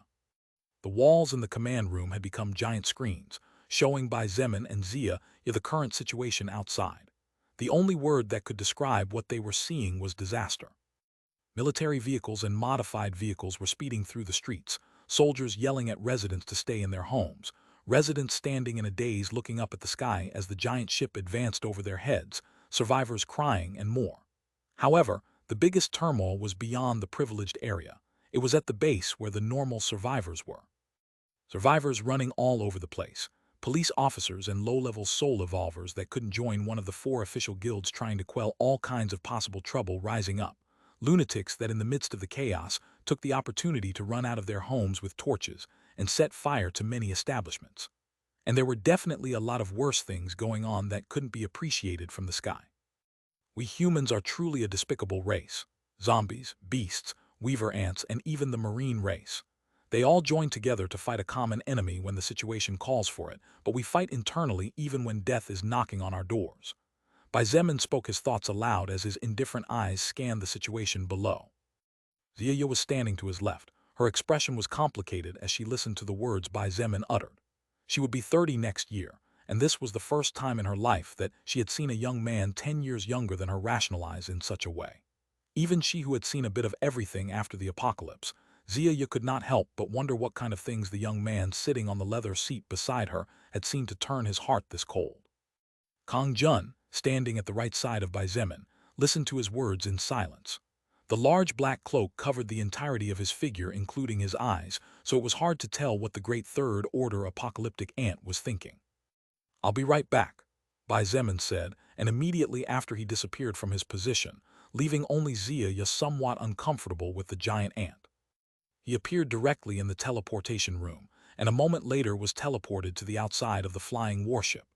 Bai Zemin could teleport from the command room to anywhere in the Sky Destroyer, but he could not teleport from anywhere into the command room, at least not temporarily. It was a too advanced function that needed to be unlocked first. Bai Zemin quickly approached the edge and looked down. The Sky Destroyer had stopped right in front of his house and just over 300 meters above. "Mom!" Yilinger had been in a daze looking at the large warship. Next to her was Shenmei, who had a serious expression on her face as she fiddled with a sharp dagger that had over 600 physical attack points and held a 9 pistol in her free hand, meant to finish off small fries quickly and effectively. Hearing her son's voice, Yilinger's body trembled. She had been waiting for his return from the first moment he left the base, but Bai Zemin had not returned even half a month later. Even with Evangeline and Shenmei reassuring her that he was alive, Yilinger was still so worried about her 2 children that she was barely eating, and if it wasn't for him being a soul evolver, she would have been sick by now. Yilinger raised her head higher into the sky, just in time to see her little one plummeting down, making her eyes sparkle with joy and relief. Bai Zemin activated gravity manipulation in reverse to soften his fall, and in an instant his feet touched the ground gently. "My son!" Yilinger immediately rushed over to hug him. She looked him up and down carefully and noticed several lick marks on his skin, but her mind was too anxious to realize that those lick marks were in no way the product of battles. "Your sister, where is Meng-Chi?" Yilinger inquired anxiously. Evangeline could only confirm that nothing bad had happened to Bai Zemin, but no one knew anything about Meng-Chi. Now that she could get news from the best person, Ylinger immediately asked after making sure he was fine. "Don't worry, she is fine and is with father right now." Bai Zemin replied in a serious voice before quickly switching to the urgent topic. "Mom, we don't have time to chat right now. I'll explain everything on the way. Shen Mei, you come with us." On the way, Ylinger was about to ask what he was talking about when suddenly her body felt lighter, and by the time she realized that her son was carrying her, her surroundings became a blur. In just an instant, Ylinger found herself on top of the battleship, and in the next second, she had already been teleported inside. Bai Zemin carried his mother while Shen Mei followed behind. 3 bodies flashed through the corridors, and with Bai Zemin's guidance they quickly reached the command room. For Ylinger, it hadn't been more than about 60 seconds, or maybe a little more, but she finally got to see how powerful her son was. In fact, she didn't even feel a gust of wind cutting her face, which meant that he had been guarding her all the way to prevent her from getting hurt by the pressure generated by the speed. Back in the captain's seat of the ship, Bai Zemin explained the situation to his mother while he controlled the Sky Destroyer. The giant warship gradually picked up speed until it soon became a flash of light that disappeared into the distance, leaving all the survivors of the base that had been paying attention to this large ship stupefied. Chapter 712, Beginning of the War in Royal Harem. After Bai Zemin explained the current state of affairs to his mother, Ylinger finally got a general idea of what was happening and what might happen. With the Earth evolving, the mana of the world would become heavier than before, which would lead to the consequence that all living beings would become stronger. While it was true that humans would also become stronger when evolution reached a certain point, the strengthening of the other races was something that meant nothing but bad news for the weaker human race. Many things would become more challenging in many ways. The danger would grow to the point where some of the stronger ones could lose their lives at the slightest of carelessness. Even worse, many human establishments would definitely be destroyed this time, which would result in the death of thousands, tens of thousands, and probably even hundreds of thousands. I wonder how many soul evolvers or humans that have been fighting hard until now will lose their lives this time. Bai Zemin sighed inwardly as he looked at the situation outside with complicated eyes. In the sky, lightning crackled constantly and thunder rumbled so loudly that the ground shook uncontrollably. On the ground, mutant beasts ran rampant from the different forests with bloodshot eyes, some fighting each other and devouring their kind while others simply ran in any direction and flattened anything that came their way. "Leader, look over there." Zia suddenly took a step forward and pointed in the northwest direction. Her voice sounded pressing and even urgent. Bai Zemin quickly looked in the direction pointed by Zia, and he didn't need to zoom in on the holographic screen to understand what she wanted him to see. In the distance, approximately 5 kilometers to the north, several luminous explosions joined the lightning in the sky to spark the surroundings. Shattered rocks were flying everywhere, and parts of a large forest were being cleared at surprisingly high speeds. It was plain to see that there were at least 2 powerful beings fighting each other in the forest. Bai Zemin narrowed his eyes, and at the same time as he slowed the speed of the battleship's flight he ordered in a deep voice. "Secondary cannon number 9, aim in a northwesterly direction. Coordinates 40.21612, 116.23471. A small part of the holographic screen detached, showing the cannon movement. The red-colored magic circle lit up and glowed over the muzzle of the secondary cannon, but did not charge power as Bai Zemin needed to give the order first. "Leader, why don't you just shoot and finish them all off over there?" Zia asked curiously. The existences fighting there were definitely in the second order, and were clearly above level 60, just based on the destruction they were causing. If those who were fighting at the front were zombies or mutant beasts, then they definitely needed to be destroyed before one of them fled to prevent them from growing more powerful and someday representing a danger to humanity. At this stage of the apocalypse, unclassified existences represented the basis of a race. First-order existences were the present and what kept a race alive. Last but not least, second-order existences. They represented the present and the future, were the guardians. As for third-order existences, they were leaders, creators, and destroyers. "First, I want to make sure that the other party does not involve a human being," Bai Zemin calmly replied, to which Zia nodded along with Ylinger. If one of the powerhouses in combat was from the human race, then it was better to recruit him or her than to kill them. While the odds were low, they were not 0%. The battle soon entered its climax after a few seconds, and it seemed that the existences involved in the deadly battle were losing their patience as they began to use way more stronger attacks and skills than before. Bai Zemin noticed that the number of combatants was of 2. Boom! With a loud explosion that was heard even from far away, approximately 5,000 meters of the forest was swept away with broken trees and shattered stones flying everywhere.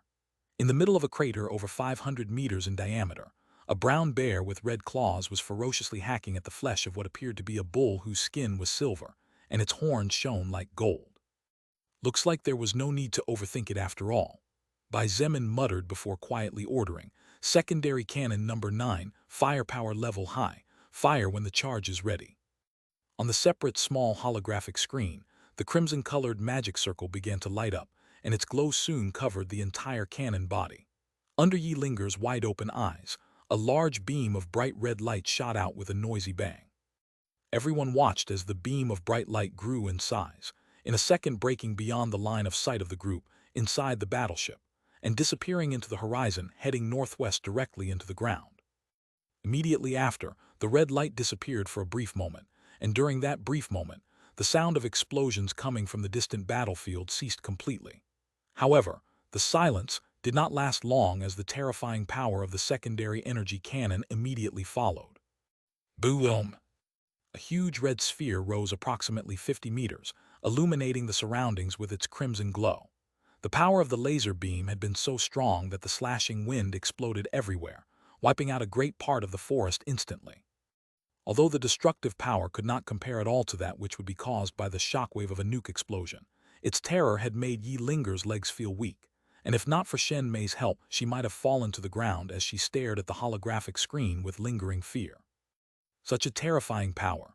Just a couple of words from her son had resulted in a scary explosion. Yi Linger looked at Bai Zemin, and she couldn't help but feel complex emotions in her heart. Although she knew it was good to have power in this new world order, the fact that her son had so much power in his hands also worried her, because power always attracted problems. But Bai Zemin had no time to worry about anything but the 2 messages that flashed in his retina.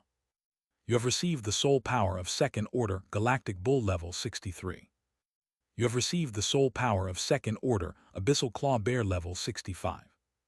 Oh, Bai Zemin blinked surprised. This was something he hadn't expected at all. "Leader, is something wrong?" Shen Mei asked as she noticed the slight change in Bai Zemin's expression. She was characterized as an observant person to begin with. "It's nothing." Bai Zemin shook his head as he mentally controlled the battleship to approach the now destroyed battlefield. "Could this be because I am the Sky Destroyer's recognized commander?" Bai Zemin pondered. He would have to talk to Lilith later regarding this matter, as obtaining soul power using the Sky Destroyer's firepower was something Bai Zemin did not count on. After approaching the area where the 2 second-order creatures had been fighting until a few moments ago, Bai Zemin confirmed that there was no soul stone anywhere before finally controlling the ship to continue its course. The beasts had already started to fight after leaving the forests and running rampant all over the place. It was highly probable that the battle had already begun everywhere in the world. For every second that passed, Bai Zemin was sure that at least one person in the world lost his or her life in this deadly war that had broken out again. Man, woman, old woman, child, newborn. It didn't matter gender or age in this era where the only thing that mattered was evolutive strength. Things like life were too insignificant. My God! Yi Linger looked at the scene outside, becoming more and more catastrophic as she covered her mouth with both hands. While the sky was an apocalyptic disaster, the ground wasn't much better. The mana of the world had become so thickly concentrated that, when the strong winds began to blow in a single direction, it gave birth to a frightening phenomenon that even left Bai Zemin's blood running cold. "What the hell is that thing?" Shen Mei asked in shock as she looked towards the distant bright blue swirl. "It's a mana tornado," Lilith replied, not to Shen Mei but to Bai Zemin. Those mana tornadoes usually appear during the evolution of a world. When the mana of the world reaches a level of purity too high and becomes too heavy enough to grow more compared to the absorption rate of the planet, these kinds of mana tornadoes arise. They will disappear at the end of evolution, causing mana explosions and annihilating everything within 1 kilometer inside their core. Bai Zemin's expression turned black as he heard the explanation Lilith had just given him, and his heart clenched as he watched the 10,000-plus-foot-high whirlwind that seemed to connect the skies and the earth as it spun and plowed through everything in its path. If what Lilith said was true, Didn't that mean that even if one tried hard to survive, one could die casually just because one was a bit unlucky to be near such a phenomenon? As if she knew what he was thinking, Lilith pointed out straightforwardly. Luck is also part of one's strength. Just as in the past many died from being in the wrong place at the wrong time, this is not much different. Everyone's fate is written in stone, and unless we are strong enough to rewrite the laws of that stone, we have to accept it as it is. Even if you say that. Bai Zemin couldn't help but mutter such words, drawing the attention of the three women that were looking at him in confusion. Only Kang Jun knew that the human in front of him was talking to that strange female who mysteriously appeared and disappeared. Bai Zemin controlled the Sky Destroyer to make the battleship pick up speed again, and they quickly continued their course. The energy of the Soul Stones was not infinite. It was being drained by every passing second, and although it was true that the higher the speed, the higher the consumption, Bai Zemin did not really have time to spare. The distance between the Chinese Renaissance base and the Transcendent Factions base was large enough for Bai Zemin to need a few hours running at his highest speed due to the expansion of the Earth. However, with the Sky Destroyer, that distance could close far faster even if he did not push it to its maximum capacity. Approximately 30 to 40 minutes later, Bai Zemin and the others finally managed to see the base where the Transcendent Faction was located. Bai Zemin's and Shen Mei's eyes lit up as they stared at the 600-meter-high walls built of mutant tree trunks. Most striking of all, however, was the huge moat that stretched for over 100 kilometers and had a width of approximately 2,000 meters surrounding the entire base. From the battleship, the group could see how large groups of mutant beasts charged down the only available path leading to the only entrance and exit of the fort. However, the mutant beasts were not having much success, as they had barely gotten within 500 meters of the drawbridge when thousands of bone arrows rained down on their bodies, and only those with the strongest skins or defensive skills managed to continue charging. Ziya's eyes lit up when she realized the majestic effect the water moat had and couldn't help but excitedly remark like a little girl. Amazing! Not only is the moat large enough to avoid mutant beasts surrounding the base, but it's also filled with wild sea creatures to act as a natural defense barrier. She turned to look at Bai Zemin and asked, "Leader, who was the person who came up with all this? He or she is definitely a genius. Something so simple is actually having such a great effect in the middle of the war." Bai Zemin, instead of replying, straightened his back and puffed out his chest as he thought to himself, 80% of this was thought up by this daddy, of course. Shen Mei covered her mouth and let out a chuckle as she looked at Bai Zemin in admiration. Shen Mei's eyes did not escape Yilinger's attention, and neither did Ziya's admiration. She looked at the two ladies, measuring them from head to toe as if she wanted to check a few things before nodding. She, being the mother of the future king of China, naturally needed to carefully measure her son's future royal harem. Therefore, Yilinger had decided to start making a list right now after witnessing some of the power her son controlled. If Bai Zemin knew that his mother was already planning a harem for him, when he actually had yet to introduce her to his fiancée, he would probably spit out 7 liters of old blood and die on the spot. Chapter 713, Bloody War Part 1. On the ground, above the high walls of the base built by the Transcendent Faction, several minutes before the arrival of the Sky Destroyer, Fu Zufeng and Nangong Yi were standing next to people like Lu Yan, Zhao Ming, Lu Oning, Kang Lan, etc. This group was small, but they were all powerful soul evolvers who, during the absence of Bai Zemin and most of the faction's top warriors, had not stopped improving themselves even with all the work they had had to do. Zhao Ming had the lowest level among them, but he was already a level 39 soul evolver, and it probably wouldn't be long before he reached level 40, considering the situation they were currently in. Luckily, we managed to finish the moat 2 days ago, or else even the walls would have been smashed by these damn mutant beasts. Zhao Ming spat down as he said those words, fouling the corpse of a nearly 2-meter-tall mutant dog that had been skewered by more than a dozen of bone arrows. However, these have all been unclassified mutant beasts. Lu Yan pointed with a frown. There was a tinge of worry in his voice as he said carefully, "Even though the moat is deep enough, I fear that if the number of enemies continues to grow, there will come a point where they will build bridges of corpses even in the water." With the help of the little pink dolphin Zio, Lu Zio managed to move huge amounts of water from the sea located farther north, and filled the moat that currently surrounded the entire base, making the terrain easy to defend but difficult to attack. Although Zio did not feel comfortable around anyone except Bai Zemin, small kids like Luo Ning and the Wen twins could touch her a little and even talk to her, without the little pink creature shooting a stream of freezing water in their faces and then ignoring them. However, Lu Yan was right. In fact, when they all looked at the moat filled with mutant piranhas that were as big as a human head, they noticed that the corpses were slowly starting to pile up. "How many bone arrows did we prepare before?" Kang Lan suddenly asked. The bone arrows did not have much attack damage, however. The bones they had been forged from were all bones of first-order mutant beasts, and a large portion of those bones had some kind of energy in them, such as frost-type energy that slowed down enemies or restricted their movements, poison-type energy that weakened and even directly killed those that were hit, fire-type energy that dealt constant damage, etc. Of course, even though these arrows had been forged using bones of first-order mutant beasts, at the end of the day, they were nothing more than arrows from a dead creature. Therefore, their effect was limited. At most, creatures below level 20 would be affected, but beyond that they would only cause damage depending on many different factors such as the archer's overall power, speed, falling strength, enemy defense, etc. We were only able to forge just over 250,000 bone arrows. Fu Zufeng shook his head and said with a frown, "It's only been about 20 minutes since we've been under attack, but 25,000 arrows were destroyed or fell into the moat. We only managed to recover about 27,000 of the ones we released earlier." When a group of mutant beasts was killed, Fu Zufeng and several other soul evolvers would immediately rush forward, and while slaughtering their way through, they would recover as many arrows in good condition as possible before quickly returning to the base.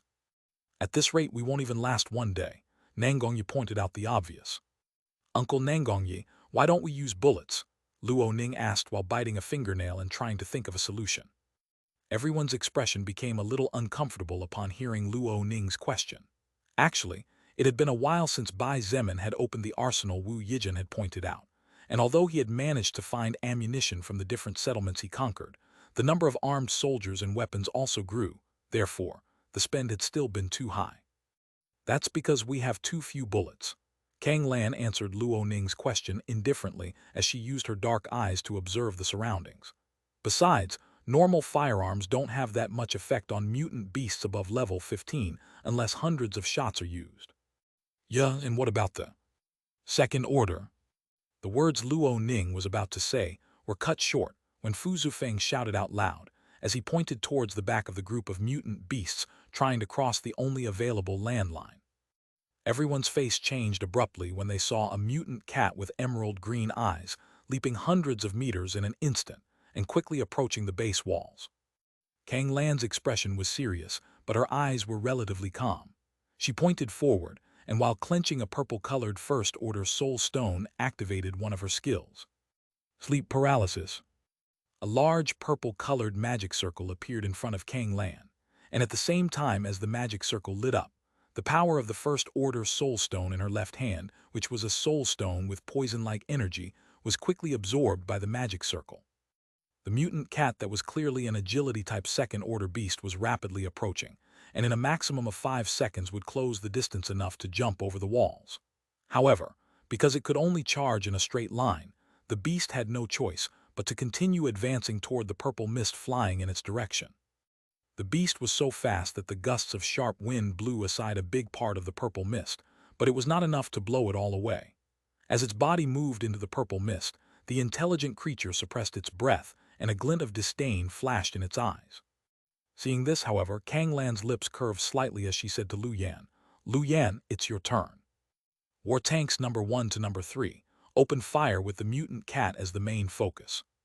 The war tanks that had been hiding on top of the walls advanced, and their cannons immediately identified the target.